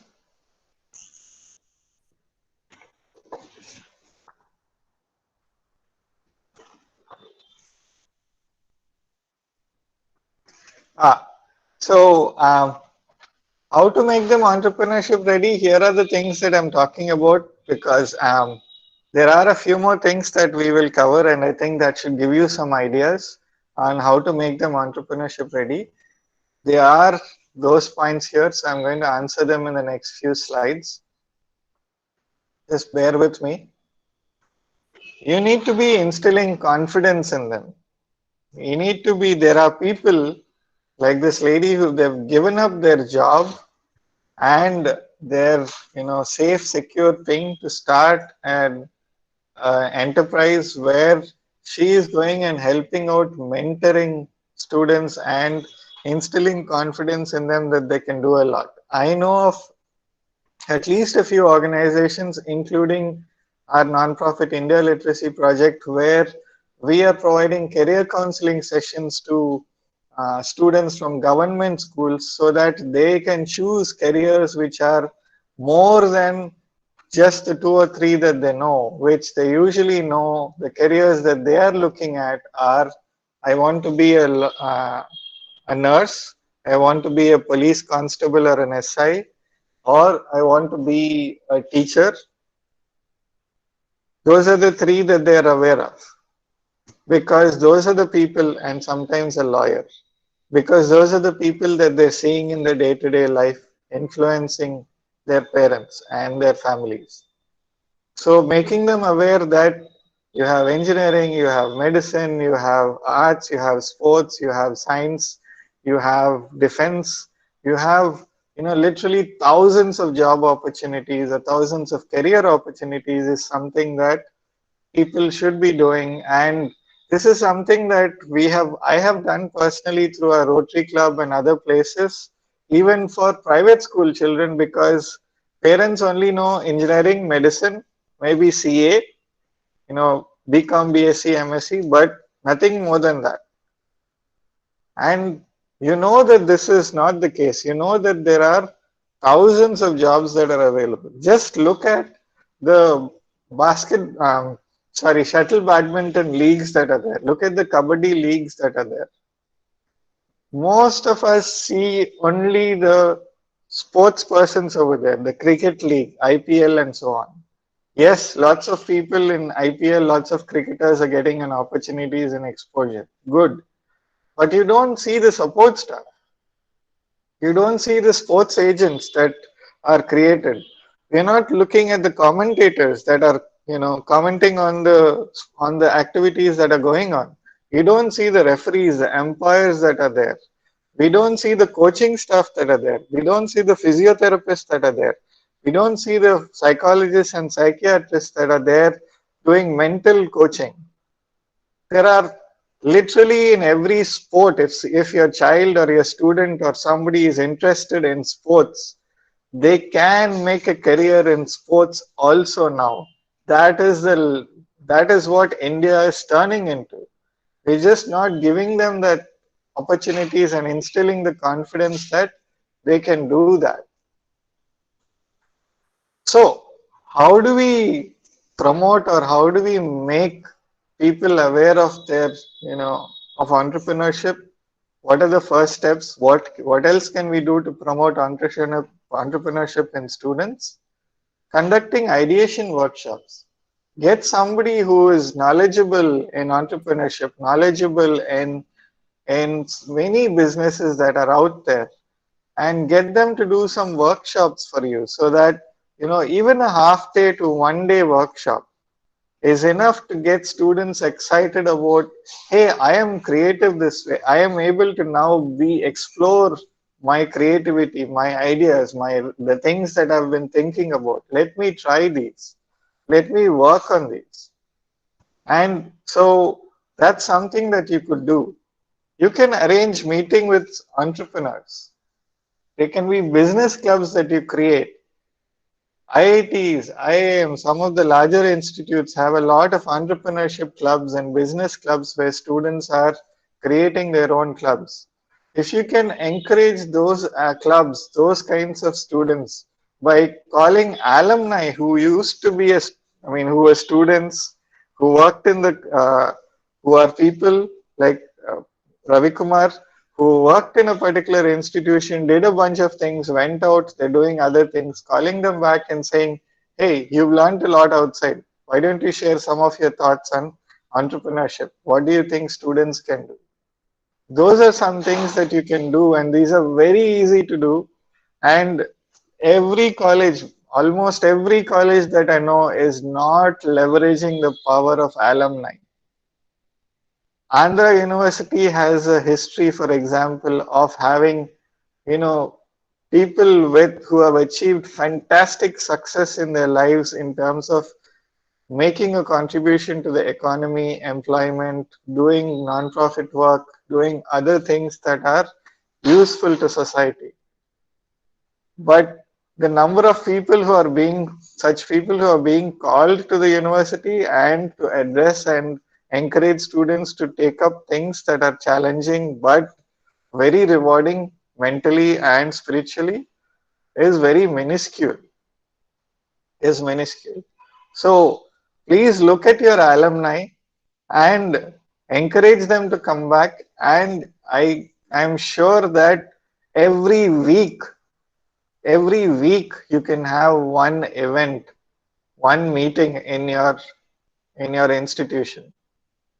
Help your students understand what businesses are. How do you run it? Let them go. Ravi was doing this with some of his BBA and BBN students in Andhra University, Ravi Ishwarapu. He was talking to me about that, because these are the things that we do. We want to do things which are practical, because there are people who are teaching them. And the teaching part is being taken care of. The theory part, the important part, is being taken care of. Another important part, practical stuff, is not being addressed. So we want to do that. So he is encouraging the students to go out and talk to people who are selling muri mixture on the beach, who are selling samosas, who are selling ice cream, who are selling pakodi, who are selling something, food trucks, small businesses, tiny businesses, micro businesses, and so on. And finding out from them what are things that they need to be aware of, what are the difficulties, how did they get started, what are the things that people should be aware of, what should they not get into, and so on. And of course, another really good way, which the government is forcing but the students seem to be, and there seems to be some kind of a lag here which I'm hoping to overcome, is internships. when the government does something and says, hey, I expect you to do this, what happens immediately seems to be that whenever we make something mandatory or compulsory, people immediately go and say, this is mandatory, so we just need to do it. Another checkbox in my list of things to do. And so what is happening is that people want internships for 30 days and 45 days. 30 days and 45 days is nothing. You don't get anything. And so what people are doing is they're going to PSUs, they're going to large organizations, they're paying some money and they're getting a certificate. They go for half a day or 1 day and that's it. That is not an internship. You need to be there in the office every single day for 8 hours or 10 hours every day, shadowing somebody, working on tasks that they give you, any task they give you to understand what is happening. The single biggest problem that I see with our MBA programs today is, for whatever reason, MBA students are encouraged to join immediately after they finish their degree. So with zero knowledge about practical aspects about business, students are going and doing an MBA for 2 years and coming out with a lot more theory from most institutions except for a few. And I've got somebody with an MBA but unhireable, unemployable because they don't have any practical knowledge at all. As a matter of fact, they're not even aware of what MBA stands for and what an MBA is supposed to actually do other than manage people or manage something. You can't be a manager without being an employee. Because I'm somebody who cares about community, society, and so on, I added this point. Whenever you're encouraging and promoting entrepreneurship in your offices, in your institutions, please do what Dr. Lalita and all the women in the group have already mentioned. Please make sure that the women, the girls are encouraged, that you are being inclusive and making sure that the girls are allowed to speak, the girls are allowed to talk, the girls are allowed to experiment and go and try their hand at taking a risk with something. Please don't leave it to make comments like you're a girl, you can't do this. And if a girl is standing back and while the guys talk, please try to encourage that girl, or in some cases that boy who is shy, to also talk, because the shy people, the introverts, have a lot to add. They just don't find somebody who's listening to them. And the disadvantage, you can talk about caste, you can talk about religion, you can talk about region, you can talk about language and so on, but I'm also talking in addition to that, disadvantaged in the form of people coming from poor backgrounds, rural backgrounds, people who have not gone to a good school, did not get a great education, but they're intelligent, they have energy, and they have this hunger, this deep-rooted hunger to succeed. We worked with 10 girls 3 years ago from IIIT Newsweek, and they came and did an internship in our office, and we were pleasantly surprised with the kind of hunger that they had to succeed, work hard, learn things, and do something with their life, because they wanted to come out of their situation that was not really the best in terms of economics. They were not economically good. So, and of course, please look at also those who are challenged, physically challenged, mentally challenged, and so on, because their opportunity is there. For example, that's why I put the examples of Tata Steel and so on. Tata Steel apparently employed 15 transgenders to run their proclaim machines or their cranes or some other heavy machinery. Tech Mahindra Zomato is talking about leaves for parents, for the parental leave when there's a birth in the family, not just pregnancy leave for the woman, but also for men. Myntra and Tech Mahindra are also doing things similar, where they're talking about creches, they're talking about women having, being given opportunities to go and pursue their bring the children, keep them in the creche and go and work.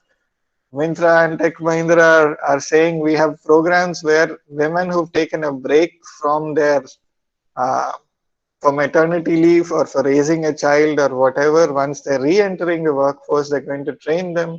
So if you're an entrepreneur, doing things like this are going to help you a lot, because those people who are encouraged by you to join your company, they're going to be very loyal to you. And if you are an institution, you're an educator in an institution, make sure that you're doing this with people who are gender wise disadvantaged and so on, but also inculcate this idea of inclusivity in your students that you're encouraging.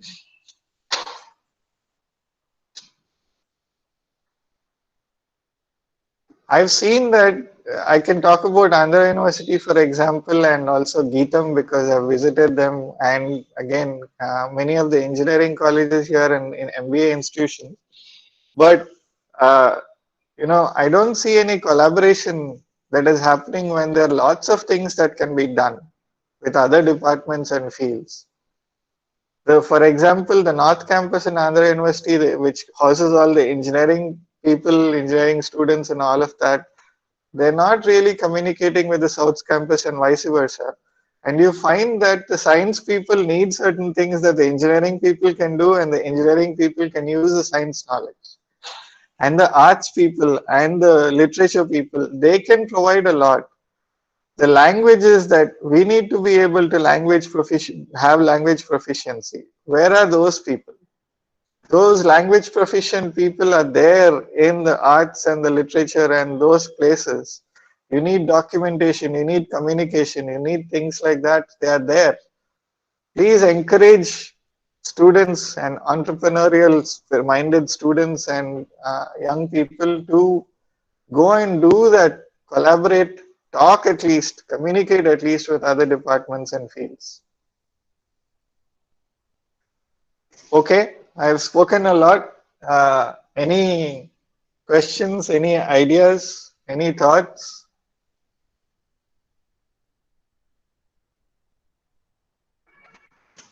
Okay, I am running out of time, so let me quickly mention this here. So, how do you ensure student readiness? People who are persistent, who never give up, who are energetic, who can bootstrap, who can validate, you need to help them validate an idea.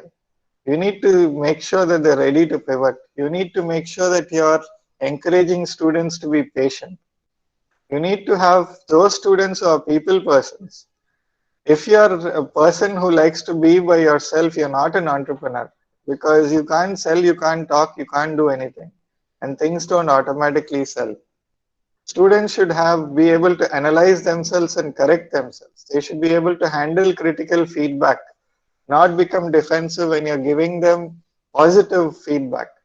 They should be able to delegate and partner, as I've already mentioned. They should identify real problems. Many times people don't identify, students don't identify a real problem. They're identifying something superficial.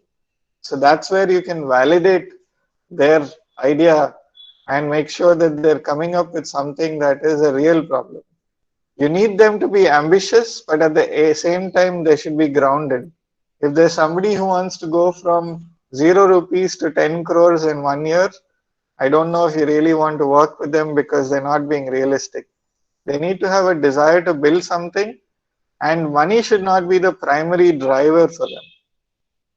They need to be somebody who feels that they want to create a product or a service that sells. The money will come. But if you're only concentrating on money, just do a small business and grow that business. Making you do something like a startup doesn't help. You should have skills, especially computer skills, typing skills, and some skill that is going to be useful in your business, and a desire to learn. There are things that you can do in terms of gap analysis. You pick a focus area, find a target or a goal, based on the focus area, figure out a goal, and then determine what the current level of the student is with respect to that. goal and target. Determine where the future level ought to be. And the difference between the first step and the second step is going to be, oops, sorry, that should have been step 3. Identify the gaps that are between the two that are stopping the student from achieving that goal. That's how you identify that. Some things I'm going to talk about. Oh, where did that go? Okay. I'm going to give you this. I'm going to share this assessment with you that I've got from SBA. Let me do that. That pretty much brings me to the end of the things that I wanted to share with you. Any questions, any comments, anything that you would like to add? Sorry, I went off on a long, quick thing because I needed to cover all of that.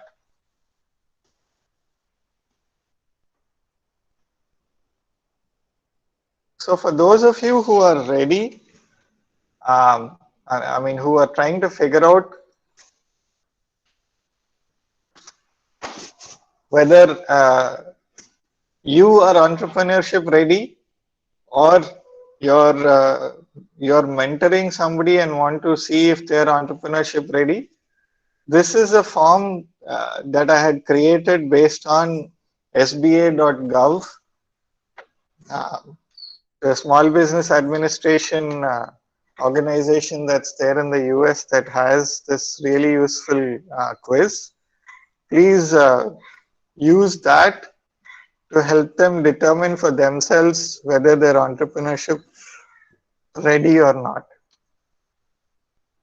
The higher your number, the closer you are to becoming entrepreneurship ready in that quiz, and the lower you are, the more you need to look at those factors to see whether you're good or not. Any comments?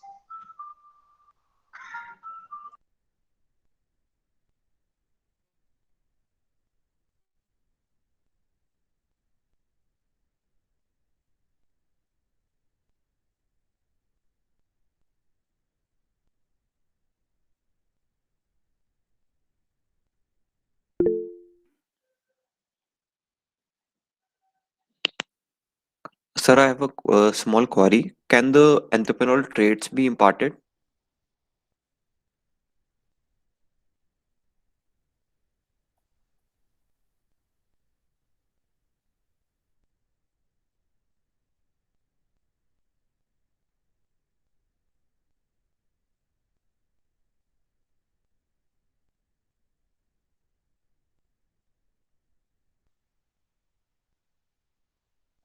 Mr. Abhimanyu sir will reconnect. Please wait for some time. Okay, Naveen.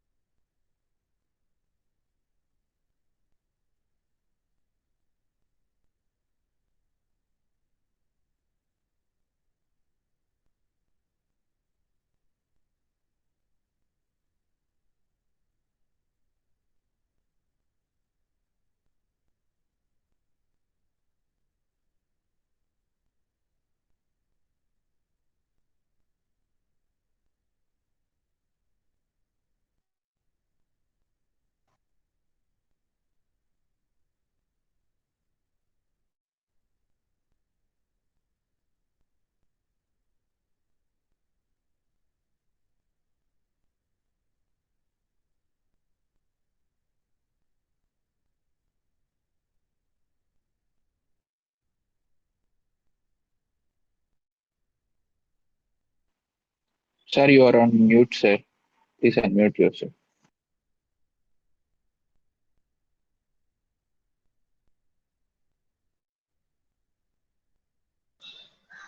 Yeah. Can you hear me now?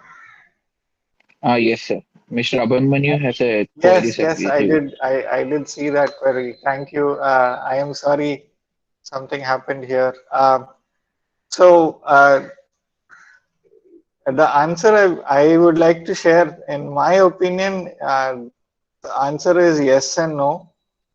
There are certain things that you can definitely train people on, and entrepreneurship is something that you can train somebody on. But if the character traits of a person or the mentality of a person is not amenable, I don't think it's something that is going to happen in a short duration. And so, if somebody is an introvert or somebody is not a people person, somebody is not willing to work hard, somebody is not willing to sacrifice, somebody is not willing to change their habits, somebody is not learning, it does not have a desire to learn and figure out from what they're doing wrong and correct that, how can they be an entrepreneur? No matter how much you teach them, you cannot. So it's kind of like taking a horse to the water, but you can't make it drink. So I believe that, but if somebody has that desire to learn and says, hey, I have the attitude or I have the aptitude or I want to learn, now teach me. It might take a little bit of time, but you can, you can teach them. That's what I believe. Any other questions? Sir, I have a follow-up query. Yes. Recently, I was doing a survey on entrepreneurial traits and skills. So Yeah. therein, I put a question whether the entrepreneur should be an introvert or an extrovert. There is an example, Mark Zuckerberg, as we see it, he's an introvert. On the other hand, if we have to take an example, Mukesh Ambani is an extrovert. So, what is your take, as per your experience, how you see entrepreneurs as an introvert or an extrovert? Because we have a real life example, Mark Zuckerberg is there, he's an introvert. Is Mark Zuckerberg really an introvert? Sir, personally, I do not know him, but it is said he's a introvert. I would rather talk about somebody other than Mark Zuckerberg. Personally, I don't like that person at all. I think he's just pure evil. But anyway, my political opinions aside, uh, I believe that yes, even if you're an introvert, you can run businesses. There is a wonderful book called From Good to Great that has been written, where in that you can see that they did research on thousands of companies and found that a lot of people who are fashionable or CEOs that are well known across the world, with running large corporations, they have a lot of ego, and they show their ego by coming on TV shows or interviews and many other things and so on. But it's the introverts in the company who've run companies and who've grown their companies from a good company to a great company. But you rarely hear about them because they are not somebody who wants to really go out and make their presence felt. So introverts do have a space, but I don't believe that an introvert, uh, as an introvert, it's a good idea for you to start a company unless you are able to quietly have other people run the company for you. Like I said at the beginning of the session, hire somebody who's smarter than you. So hire somebody who is an extrovert, somebody who will be the face of the organization, who will be doing the talking and everything outside while you run the company quietly. Then yes, you can be one. But if you're somebody who's an introvert and does not want to hire somebody who has complementary skills, not the ones that you have with something else, then it's not really going to be of much use. So that's how I look at it. Sir, one more query. How you look at business people's skill set and the entrepreneurial skill set? What is the differentiating thing that could be the highlighting feature between segregating these two set of people? I think you're getting it slightly. Your understanding is different from mine. For me, builders are entrepreneurs too.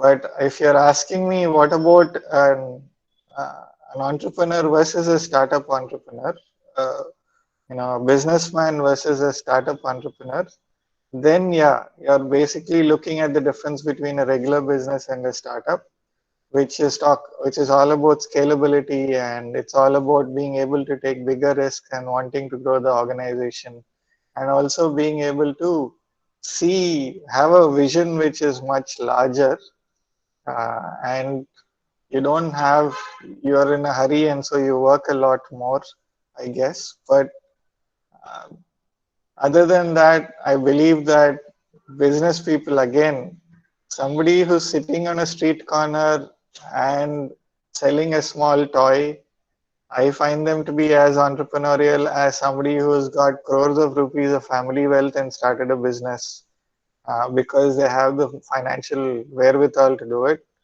That's Both of them should be the same. So, all right, if there are any other questions, I think we've run out of time.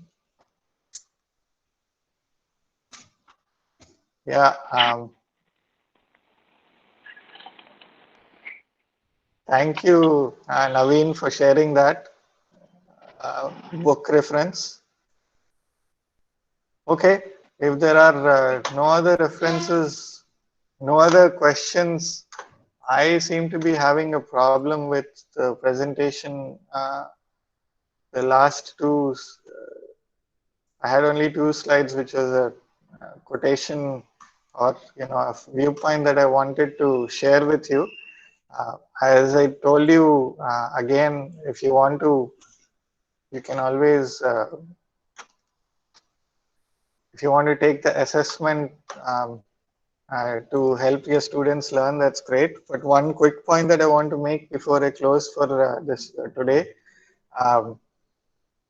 India, please understand, India needs employment, and we need to have 9 crore jobs. We need to generate 9 crore jobs by the end of 2030, because every year more than a crore of people, new employees or new young people are joining the workforce, and if we don't have opportunities for them, we're going to be in serious trouble. And you are the ones who are, we use this word very easily and lightly, but teachers, you are the ones who are there creating these people, these resources, this future.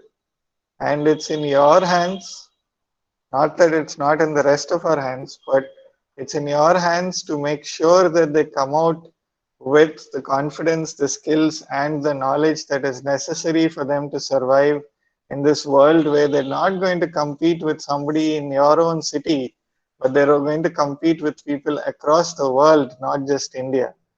So, thank you for all the things that you do. Thank you for all the time that you spend training and helping your students, teaching them, and so on. Please continue with the great work.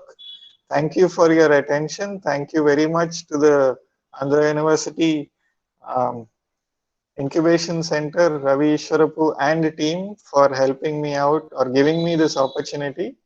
I hope this was useful to all of you. Thank you. I should let you go because the next section will start in 10 minutes. Over to you, Naveen and Hemant. Thank you, sir. Thank you for sharing your valuable knowledge and your insights. Thank you very much, sir. Ravi, thank you, Ravi. Thank you, Srinivas Garu. Thank you so much. Ravi Garu, thank you, Ravi Garu. Bye, everyone. Have a great day. Thank you very much for participating.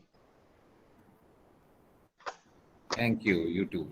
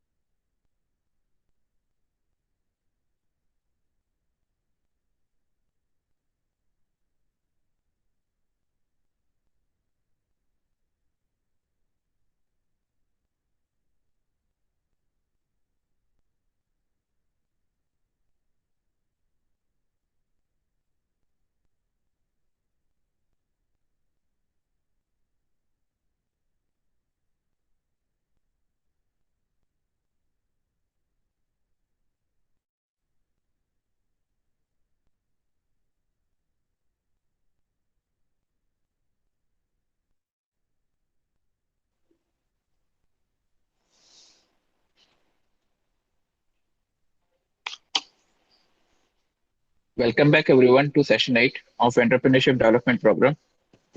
I am pleased to welcome Dr. Deepak S. Madala, a very special guest from Visakhapatnam.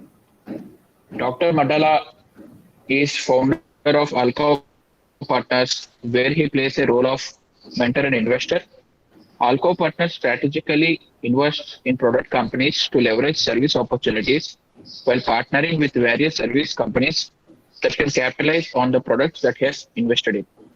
He was part of founding team of CDH Finance Technology and Service Company that grew to over 600 plus employees in 2 countries and 5 locations prior to its acquisition by Willis Towers Watson. Dr. Madala, as Director, Infrastructure and Regional Operations, headed offshore infrastructure and information security functions besides heading global service delivery from Visakhapatnam, India. Dr. Madala is a founding president of IT Association of Andhra Pradesh, ITAP, and which was previously known as the AP. He has been instrumental in bringing all the IT and Electronics Association in state of Andhra Pradesh under one umbrella and formation of the AP/IT ITAP. Dr. Madala graduated from BITS Pilani, worked in interdisciplinary research areas of human psychology, physiology, operations research, and ergonomics, and obtained PhD from University of Oklahoma in industrial engineering. Dr. Deepak has wide experience in design, development, and development of technology solutions. And today he will be sharing his expert opinion on how to. One second, please.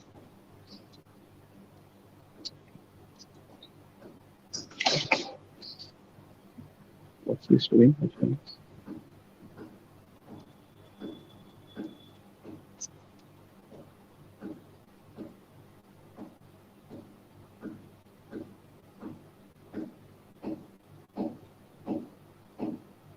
Sorry for that. Sir, I request you to take over this session. Thank you. Good morning, everybody. Thanks, Naveen, for that introduction. Hope you all had interesting sessions. Just to do a check, we're on day 3. I'm going to take up the session 8 as per the program, which talks about validating student startup ideas.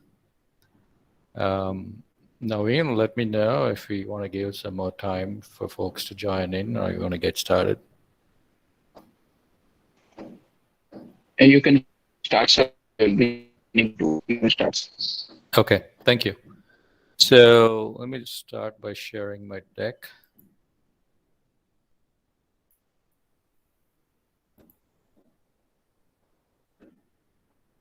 I mean, please jump in and let me know if the audio breaks out for whatever reason, or you have any feedback noise. Yes, sir, everything is fine, and PPT is also presented. Okay, great.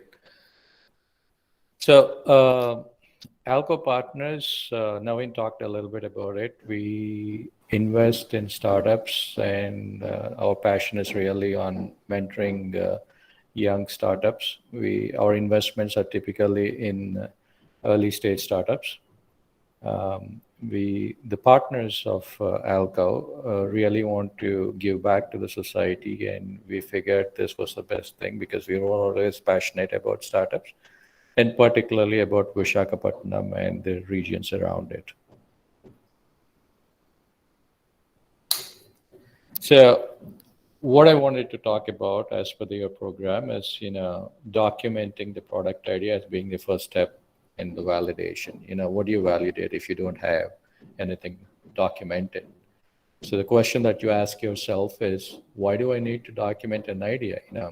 I'm sure a lot of young startups, or as is with the students, probably it's true with anybody in our country. We have very, very poor at documentation. I hope you all agree. Any opportunity to put down our thoughts on paper, anything that you want to write up, I'm sure there won't be any takers around you. It's a kind of a mental block for most of us to write down things that should come through your mind. So let me talk about why you need to document an idea, why it becomes necessary that you need to document an idea. As with anything, A systematic approach gives you a higher chance of success. So a systematic approach starts by writing things down. It helps funnel your thoughts. You ascribe a reason for everything that you document. So when you put down your thoughts on a piece of paper or digitally, you always question why you're writing that down, meaning you write down things that you build a context around it on why you're making a note of that thought. It also helps you account for as many influencing factors as possible. It's a document that you go back to when you hit the wall and possibly pivot. Pivots is a word that you have probably heard quite a few times in earlier sessions, and so will you in this session. So essentially, you're writing down some assumptions, some observations. Once you have this written down, it's an easier task to go back and figure out where you've gone wrong, or if you want to tweak those assumptions and those thoughts. Now, once you figured out why you need to document the effort, the next step is how do I do that? How do I document? The simple approach, like I talked about earlier, is just put it down, pen it down, create a paper trail. All your thoughts in a book. Book need not be a fancy, long book, hardbound, anything. It could be a simple spiral book where you're able to put down thoughts. I'm sure people are thinking about, why do I have to do it in a book? We are in a digital age. We have smartphone 24 hours. Why do I need to do it in a book? Believe me, a book certainly has some advantages over any digital format. I'm not saying you need to do it in a book. Whatever helps you, document your thoughts, please follow that. A book is a physical thing that you have in hand. It's far easier sometimes to put down your thoughts, do sketches in a book versus in a digital format. Either way, whatever you pick, make sure you capture enough detail so that you know what you're talking about further down in your entrepreneurship journey, in your path. Could be days, could be months, maybe years. Write down whatever you think, whatever you need. You got to capture as much detail as possible, be verbose as much as possible. Include things like what is your intention behind penning it down, potential ideas, potential obstacles, variations of it, cross sketches. It's your own book. Don't be embarrassed about, the quality of your thoughts, the quality of, English or grammar. If you are able to understand and come back to it, make sense of it, just do it.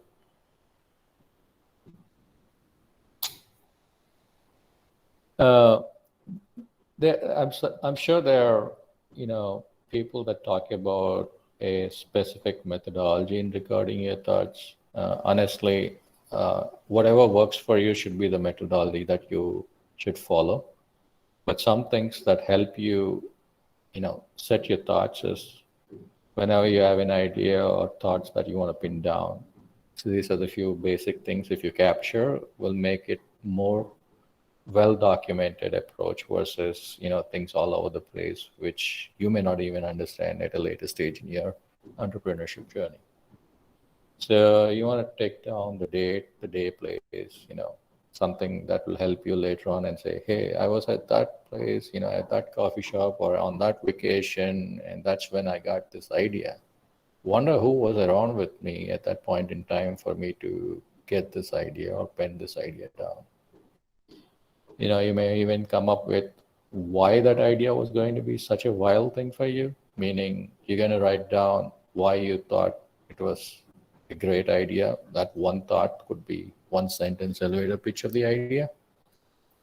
And maybe when you think about it a little more, you also want to write down the full description of the idea.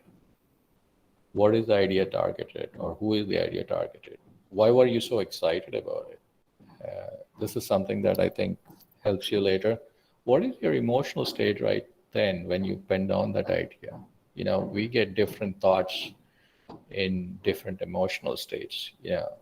So something that you might write down now may not be so exciting later, but then again, if you write down some emotional state at that point in time, that may help you frame it at a later stage And who knows, that may be an excellent way of taking the idea forward.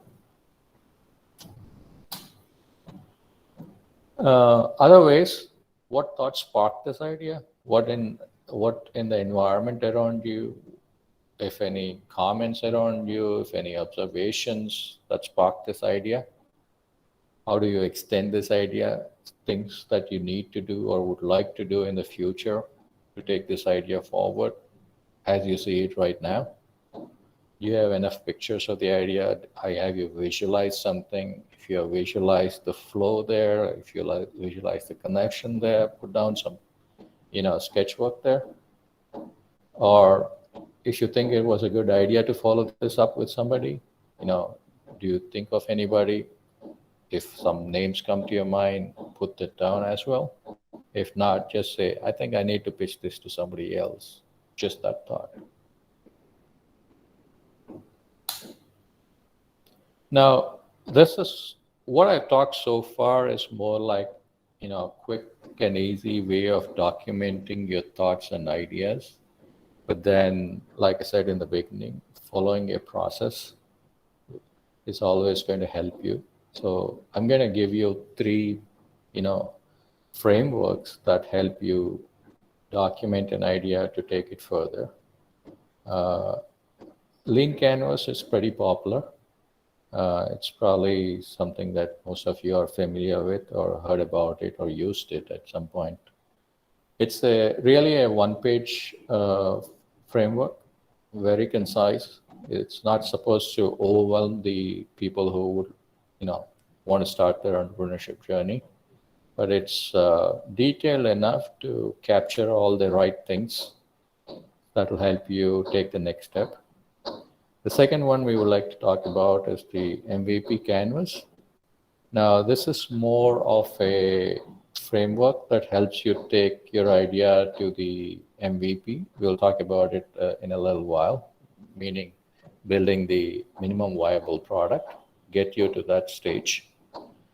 The framework that's developed or shared by UpMetrics is a more comprehensive framework that probably starts at the business plan and takes you up to all the way up to raising money for it. It's a more involved process, maybe to be used by the people that have already done an MVP. They figured that they need to move forward, scale that product up.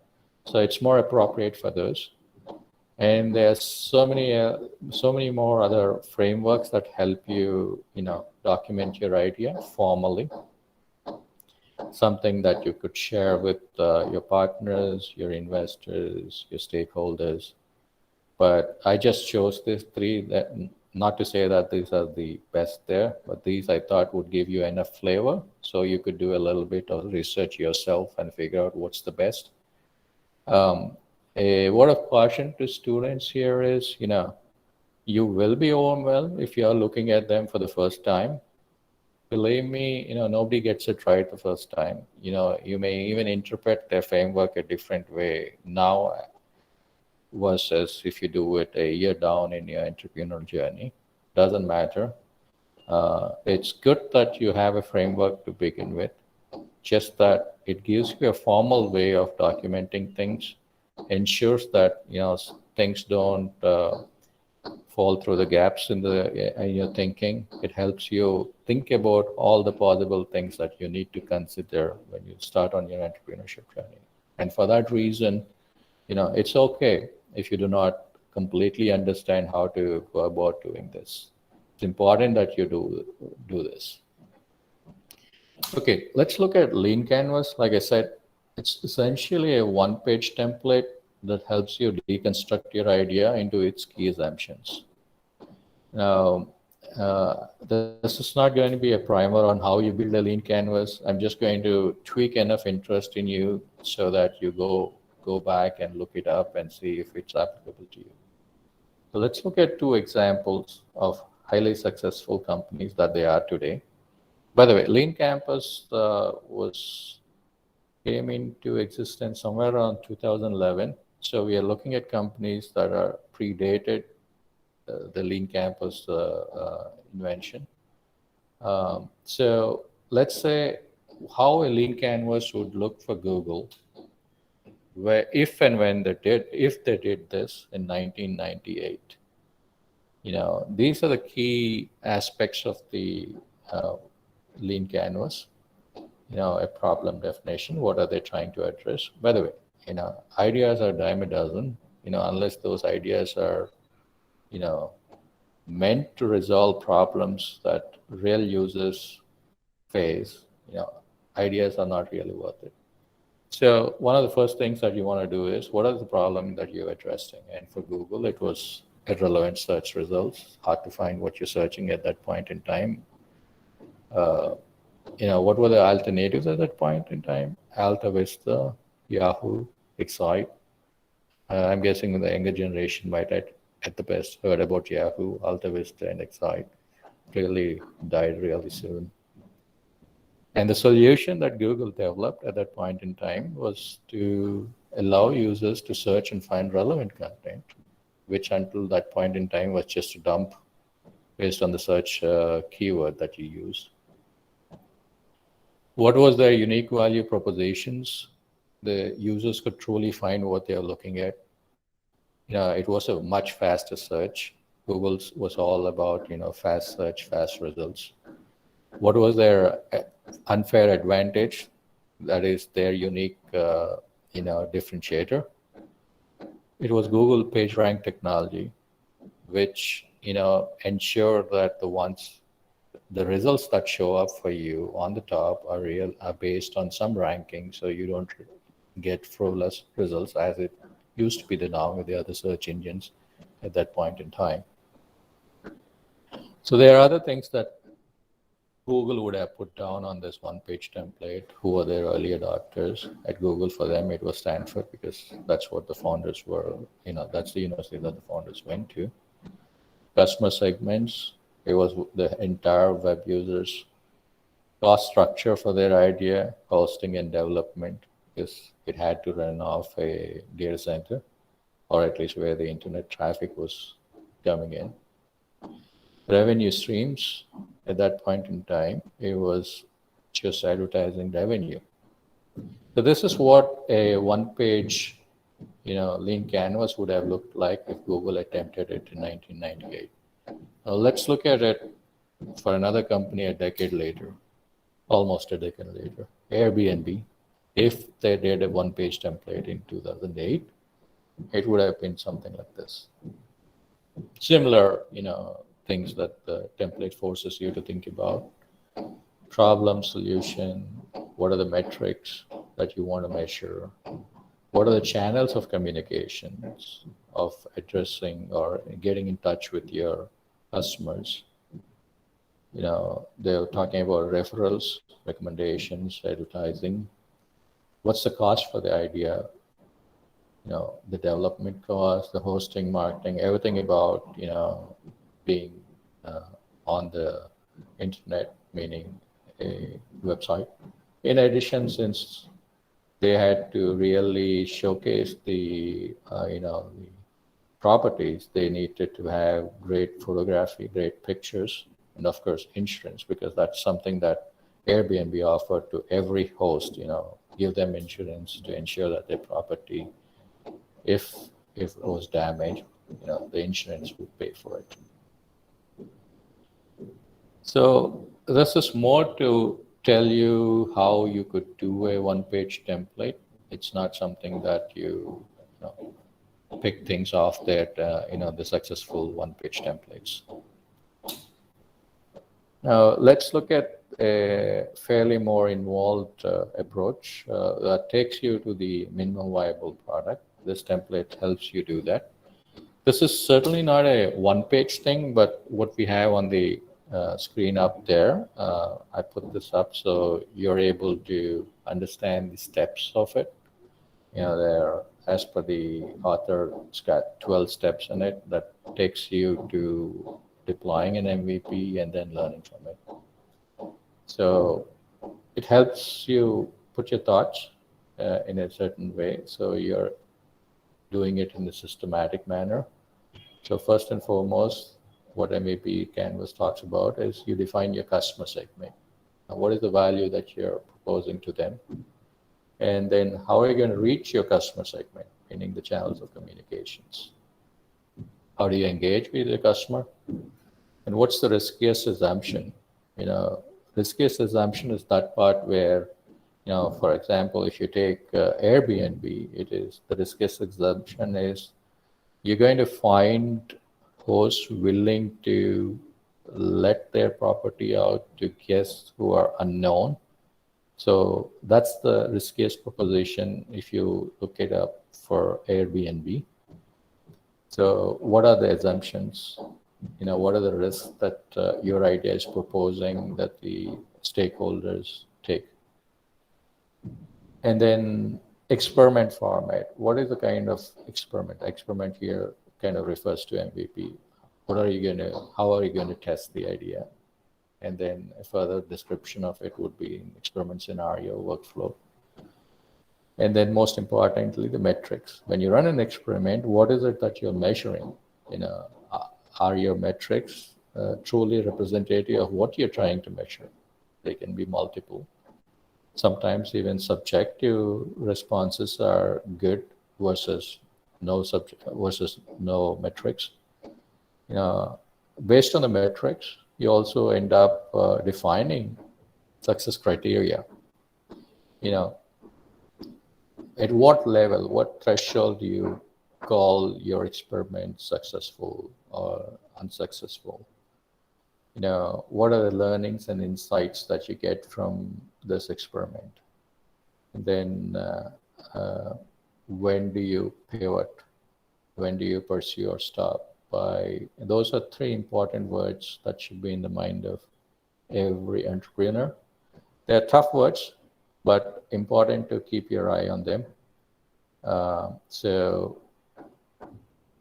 One other thing I would like to mention at this stage is the entrepreneurship journey is not a simple linear start to end, start to wherever, but it's a iterative process, meaning that you're always going back and looking at your assumptions. You always have a feedback loop. You always try to get better at things. Even when things are better, you try to get better at it. And that's the reason why we say it's an iterative process.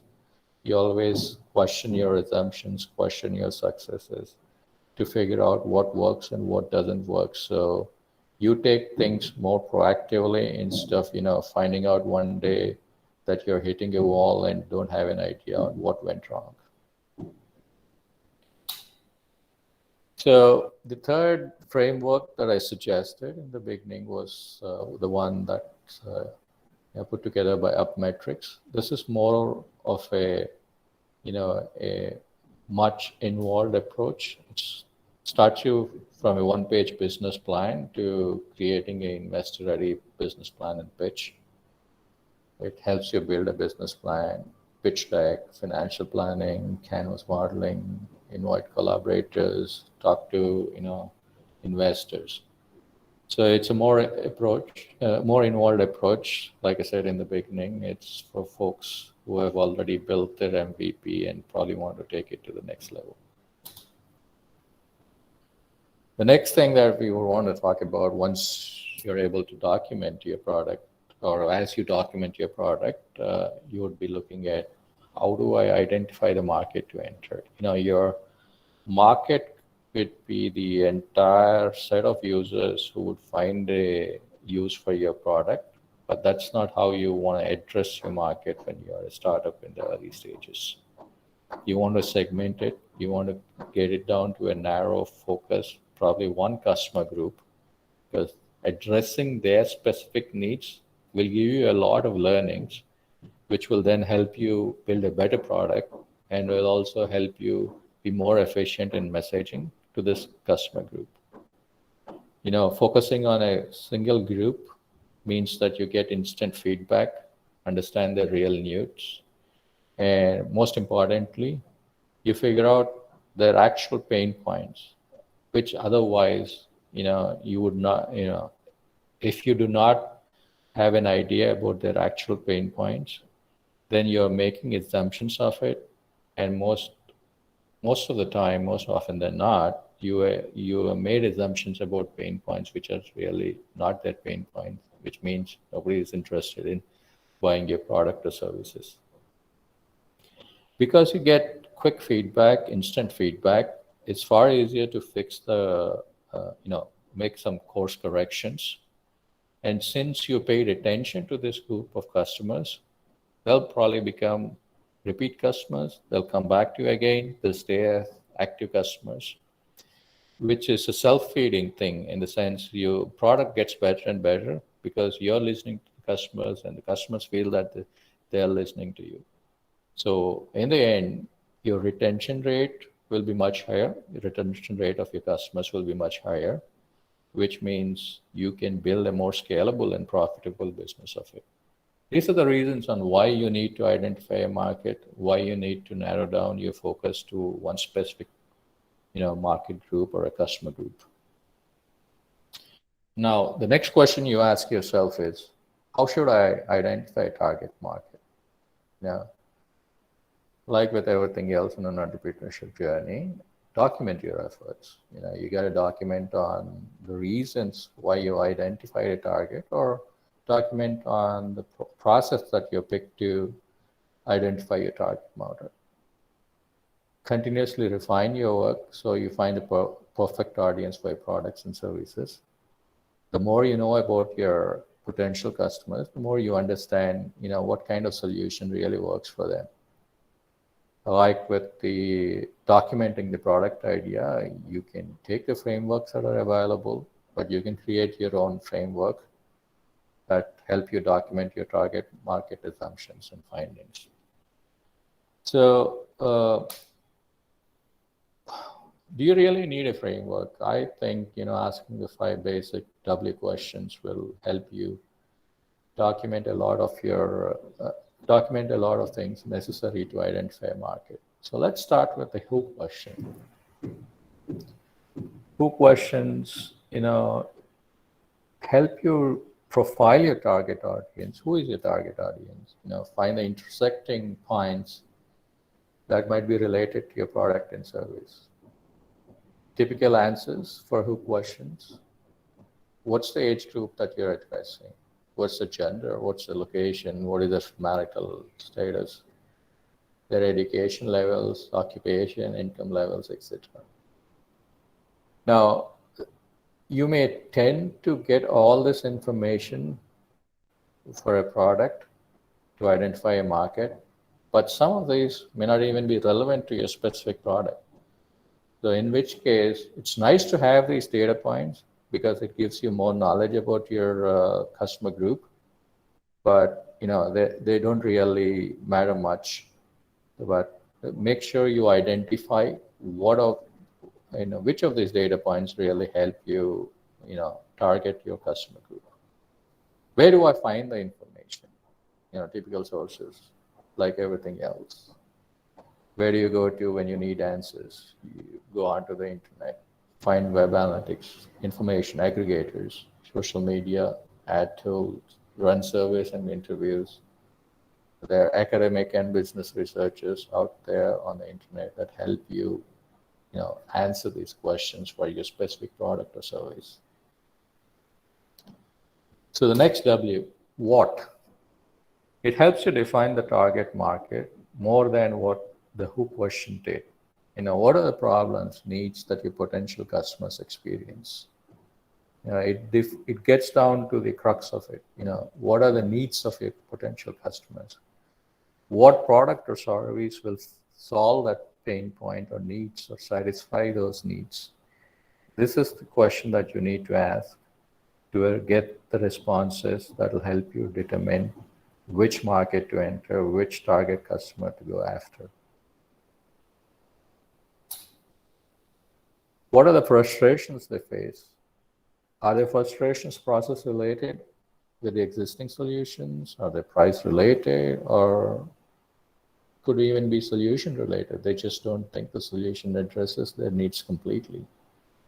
What motivates them to do those purchases? What are the potential factors that make the purchase possible? what are the individual goals that might affect the purchasing process? These are the responses that you would like to get, or you would get when you ask the what question.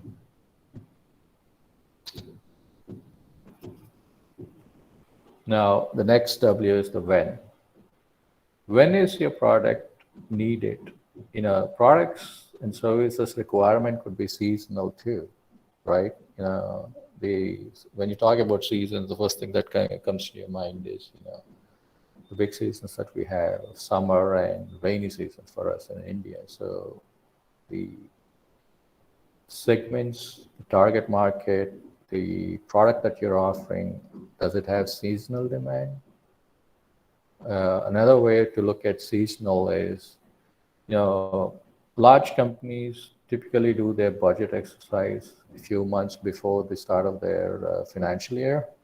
So any decisions, any new purchases that they make typically need to be in their budget for the next year before they look at you. So if you want to pitch your product to them next year, you probably need to pitch them the earlier year to make sure it's budgeted for. So that's but you got to figure out your target customer group and figure out what's the best time to go after them. Another example of, the time of it, most of the e-commerce purchases these days are typically made late in the night, right? That's when people tend to find some personal time and they get onto the web, blow a lot of their hard-earned money. That's a different story altogether. But that's the time that they make these purchasing decisions. So if you're targeting your customer groups with some messaging, maybe that's the time that you got to select, because there are more viewers, more users present during that period of time.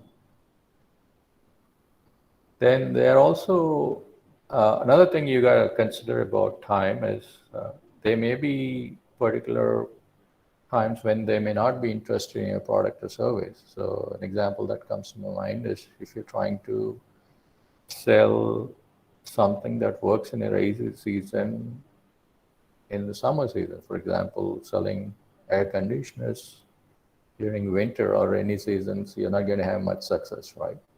So that's the time angle of it, which you get by asking when question. Where? So this helps you figure out where are your users, where are they researching their issues. Typically today, all the research happens on search engines. They may go to look at some social media platforms to figure out what other users are using. Look at forums about what's the feedback on the solutions, or messaging apps, and then finally do their purchase on a shopping platform, which in itself will have some kind of research going on. For example, if you pick up Amazon, there's a lot of reviews that are available before you finalize your product.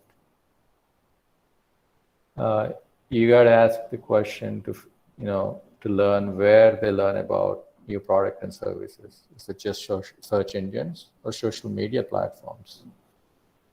Where do they start doing their research for their particular problem? Do they ask their friends in forums? Do they follow some blogs, some influencers for everything that they need, or some other platform? These are some of the questions that you ask to identify your customer group. The last one, a few more things about where. There are also recommendations from friends and experts. Influencers is something that I already talked about. Which channels tend to be more persuasive before making the purchase decision? Typically, the timeline of channels of marketing, email used to be a great channel for marketing at one point in time, and then everybody got spam, so suddenly email was no longer an attractive channel to message. And then we had the social media, Facebook, Insta, and then in India, WhatsApp took off in a very big way. So text messages still work. So today, if you want to break through the clutter, Probably WhatsApp and text messaging to certain extents are better channels. Better chance that you have in trying to be persuasive. So the last W, the most important one, is the why question. All other Ws, even if you don't validate the response that you get, they are relatively easier to fix, meaning go back and tweak your idea, tweak your solution, so that missteps that you've taken in validating the earlier responses can still be done. But if you miss validating the responses that you got on asking a why question, it's going to have serious financial impact. And that's the reason we emphasize that you get the right answers to why, ask the right questions, and it's important that you validate it too. So why aren't your target market's problems solved currently? So you have an idea, you think that nobody has a solution. So you ask a question, why is it that so? Why is the competition not created a solution? Get honest answers, don't make assumptions here. Why would the customer choose your product or service instead of your competitors? Is it because the competitors doesn't completely address the pain point, or is it because it's too expensive? Is it not available? Or it could be that your competitor's solution is not really targeting the customer group that you're going after. The competitor is targeting a different customer group altogether, or a different geographic location, which is more of a case in today's world. Why would your customer pay for your product or service? Is it because it's more affordable? Is it because more convenient? Is it because it's available locally? Is it because it's going to have better service for you as against the other solutions out there? So it's important that you get these answers. So once you identify your target market, the next step could be, building a minimum viable product, really test your assumptions out there. The alternative that used to be followed in the earlier decades, the thought process was, sure, I can take up a question, Ajay.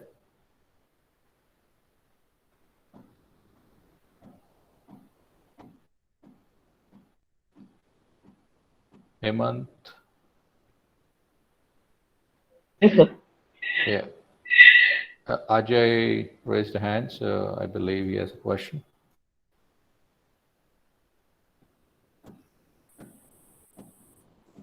So I think he raised it by mistake. I will lower his hand. Okay.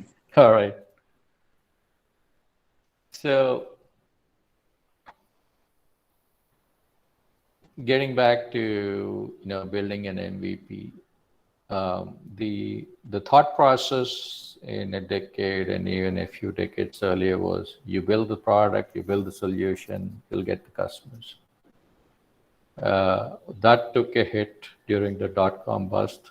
And by the time we had the crisis of the late aughts, 08 and 09, that entire thought process is gone for good.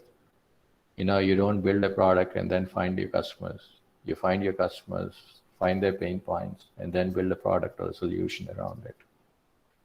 But there are always exceptions to the process. You build something cool, believing that it will have takers based on the little MVP that you do, and then figure out that the people didn't really have the need for it, but suddenly they love the idea so much that they follow your product. Those cases are more of an exception, but for most of us, practically, you would like to do an MVP, meaning some of the definitions for MVP are up on the screen. It's a version of product that allows the team to collect the maximum amount of validated learning about the customers with the least effort. When they say least effort, it's not like you're building a cheaper version of your final product. Mind you, in today's world, if your product doesn't look, sound, and feel high quality, even an MVP would fail just because it doesn't meet the cut of the expectations of your users. So it's certainly not cheap. It's except that you put some constraints around, what features you believe would interest your customer, what features or assumptions that you need validated, and then build a product ensuring that those things are validated or those things are used by the customer, so you get a feedback. The first definition, I believe, was by Eric Ries, and the second one is by Ash. I think that's the person who came up with the lean canvas. So he says it's the smallest thing that you can build that delivers customer value. And since you deliver the customer value, as a bonus, you're able to get the feedback of the customer, which helps you build a better product. There's another definition that the founder of MVP Canvas model came up with. MVP, this is probably more appropriate for us with the current audience that we have. It's essentially an experiment that helps you successfully validate or invalidate, the most riskiest assumptions of your idea. When I talk about the riskiest assumption idea, I refer to the Airbnb idea of, people willing to let out their properties to strangers. So it's also disposable. So here's where the iterative approach that I talked about earlier, that should be part of every entrepreneurship journey. The MVP, he believes, is disposable and needs to be repeated as often as possible, because if you figure out that you need to tweak the idea based on the feedback, then you should probably run another MVP with the tweaked assumptions so that you get that validated. So essentially, you want to reach a level of certainty with your whole idea. That's what MVP helps you to test. And when you believe you've reached that certainty, then you want to pursue the idea. If there's still uncertainty, you can tweak the idea, which is what pivoting is about. You change the assumptions, change the solution, and then test again. Now, if iterative steps, no matter how many different things that you try, you still don't get to a level of certainty. The reasons could be plenty. The market may have changed, the circumstances would have changed, your assumptions might have changed, your own personal goals might have changed, that it no longer is feasible to go forward. Then you take the decision to stop. Another way to look at shorter way to look at MVP is, you test the desirability of the idea. Helps you answer the question: do people really want this? Are they willing to buy it? Can it successfully work? And more importantly, can it be built? You may have a great idea, something like, I want to get to the moon, and you have a lot of theoretical approaches on doing it, but is it feasible? Thankfully, people like Elon Musk think it was not feasible when they built their companies. So here's another thought, which is kind of rolls off the MVP approach. It's kind of counterintuitive if you read it. Sell before you build it. So what do I sell if I don't build it? Maybe the question that, in your minds. So what it really asks you to do is, don't spend the time and effort and money to building your entire product before you validate it, which a little bit of it is already addressed by the MVP. But even after MVP, you don't want to, or maybe even as a process in MVP, this is something that you want to do. I'm sure you heard about crowdfunding sites like Kickstarter. That's a great way to test your product. before you really put in the time and effort and money to manufacture or build a physical product. Sites like Kickstarter only insist on a prototype. It need not even be a fully functional prototype, a rudimentary prototype, but the emphasis is in trying to capture the value that your product is going to offer. It's more important that you do that. And then you put it on sites like Kickstarter and offer it for pre-sales. That's a great way to test your product, sell your product before you really built it. And there have been quite a few successful ventures which have used this path to deliver multiple products. Build shell websites, basic website landing pages.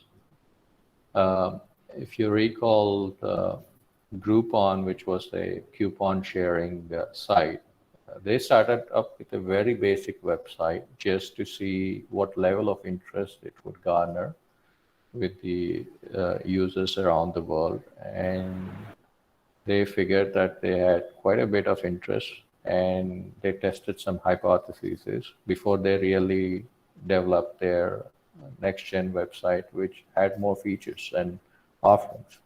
So that's one way to do it. Develop landing pages, figure out, what kind of traffic you're getting. You can engage with the customer that's coming to your website, figure out why he came up and what he's looking for. Google AdWords, that's another approach. You can always use the AdWords to record the level of interest that's being generated by your product or service before you build anything at all.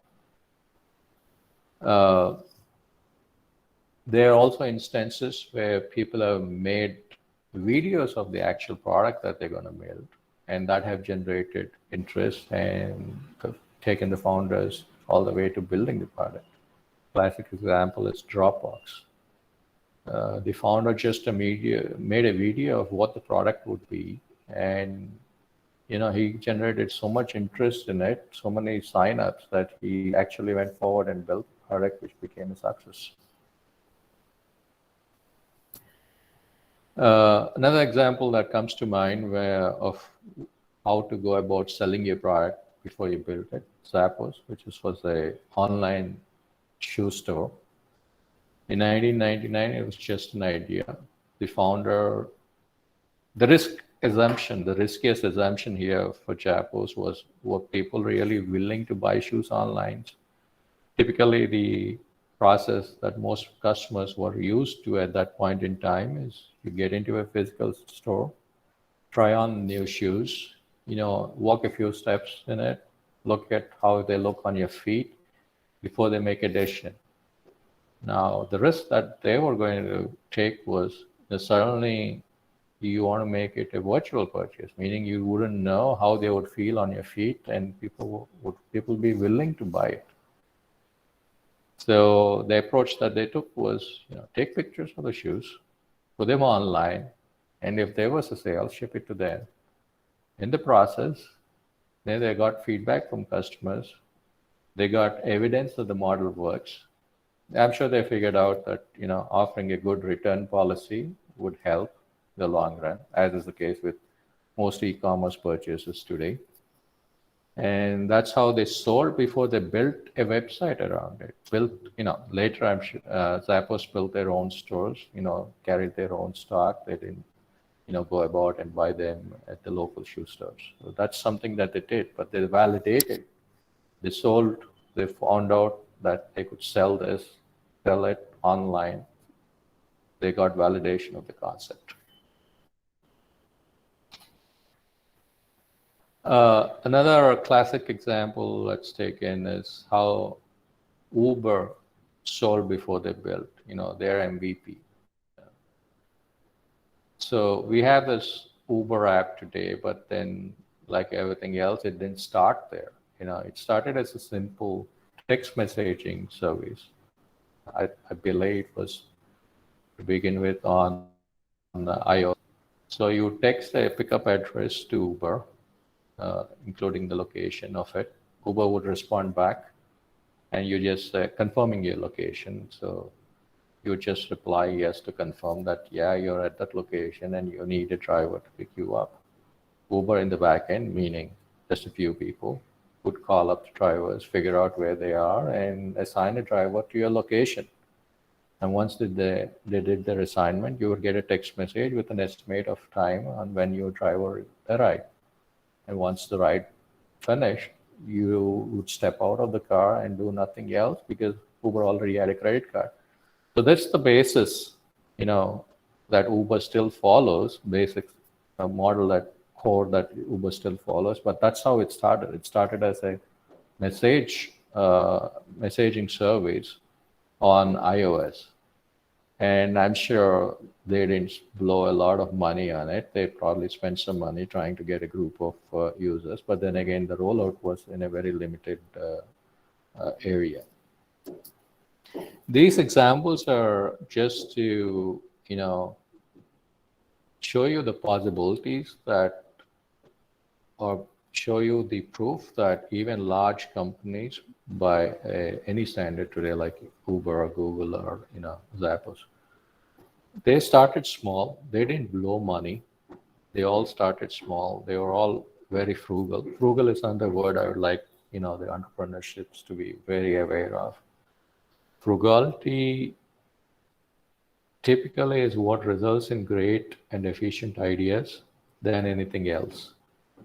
So you got to be frugal even if you don't have to be, because typically in our households, if you have the support of your family, serial entrepreneurs, you may have access to capital, but just because you have access to capital doesn't mean that you blow it. You got to be frugal. And that gives you a lot more insight into the kind of solutions that the users would really like to buy from you. Okay. So before I close the session, I wanted to reiterate some of the takeaways that I want you folks to take note of. Hopefully, in the entire session, we've been talking about documentation. So hopefully, at least a few of you are documenting or taking notes. And there are always smart ones who will say, hey, it's being recorded. I'll take a look at the recording at some time later.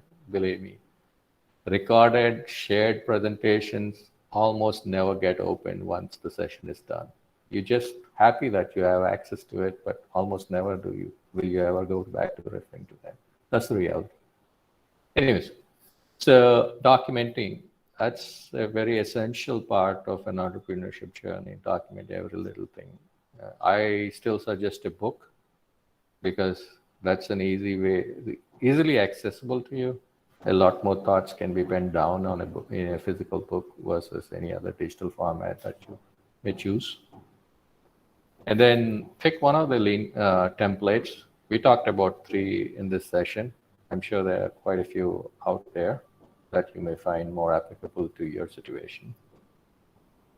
It's not necessary that you understand everything about the framework.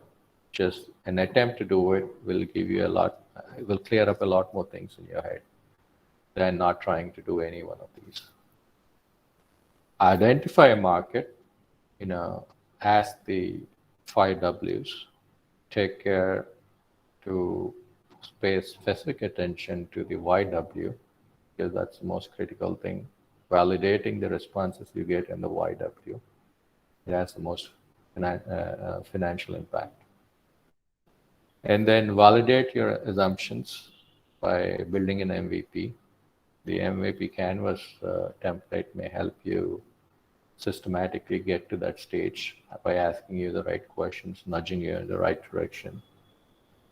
And then the follow-up to that is try and sell before you build. This may not be possible for all the product ideas or the service ideas that you folks will get, but certainly attempt it before you go all the way and build the entire product. 3 words that I would like all the startups to keep in mind is persist, pivot, and stop. Persist being, keep at it, don't give up on the solution until you are iteratively tried all possible things. Pivoting is just that, you're iteratively trying to change your direction. If you reach a stage where uncertainty has been removed considerably, then you go forward with that, meaning you pursue the idea.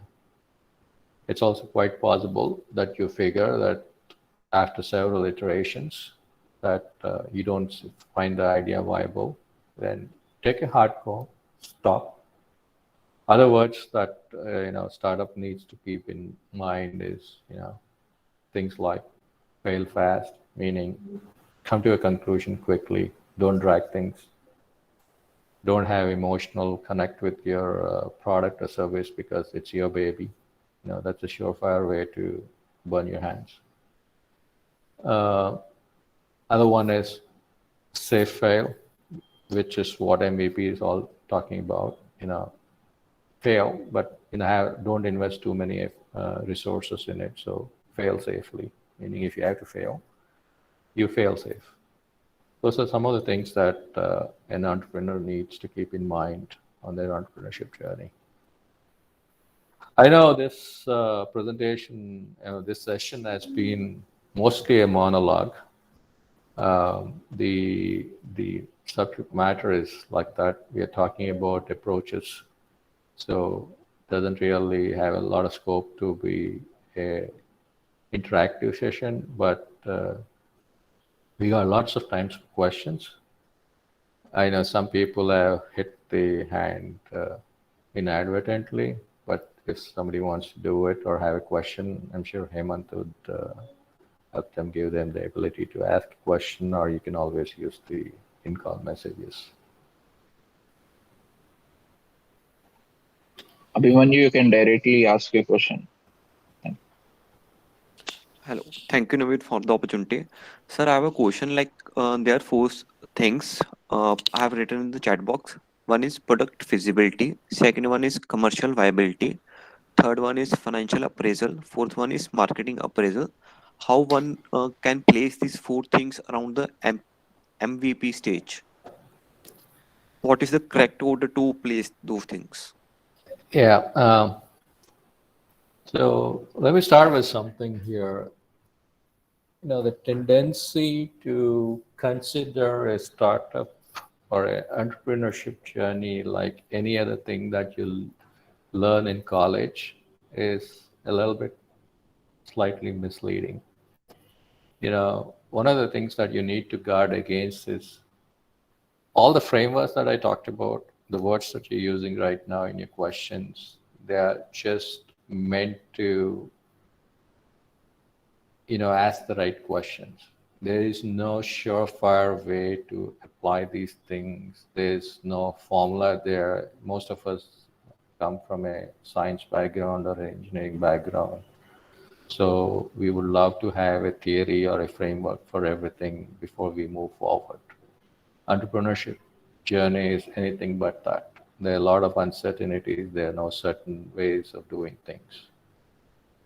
It doesn't matter in which order they need to be asked. It's just that you got to get answers to all of them. I might say that a specific order may work for a specific product, but it doesn't really apply to everybody in general. So I'd encourage you to touch all of them. It doesn't matter which order. Like I said earlier, it needs to be a iterative process with a feedback loop. If something that you discover about the feasibility of product, that's certainly going to have, impact your commercial viability. Financial appraisal will probably come later, but all these words that you use or typically come across in entrepreneurship, they may have different meanings in different contexts, and not one single answer submits to everybody's understanding. So essentially what you need to get out of MVP is, your validation, your feedback from your customers. Other customers really feel that it's addressing their pain points, their needs, their personal goals, or their motivation to buy that product.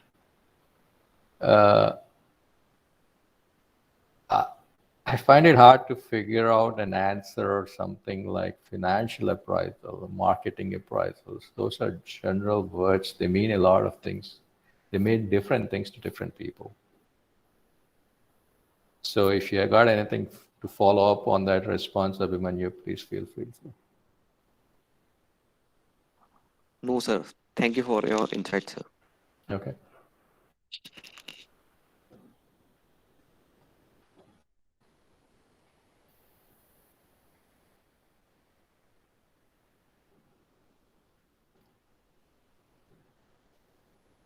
All right, looks like it's lunchtime. Everybody's eager to get down to lunch.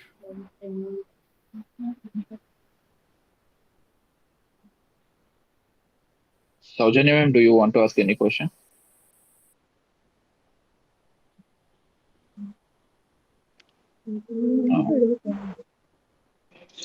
No. Okay, sir. Thanks for sharing your valuable knowledge, and we will implement your insights. Yeah, while in our entrepreneur journey. Thank you, sir. Thank you. All right then. Okay, Nice sir. Thank you. having you all here with us. Thanks Naveen and Hemant, and definitely thanks to Ravi Ishwarapu who put this program together. Wish you the best. Good luck. Thank you, sir. Thank you.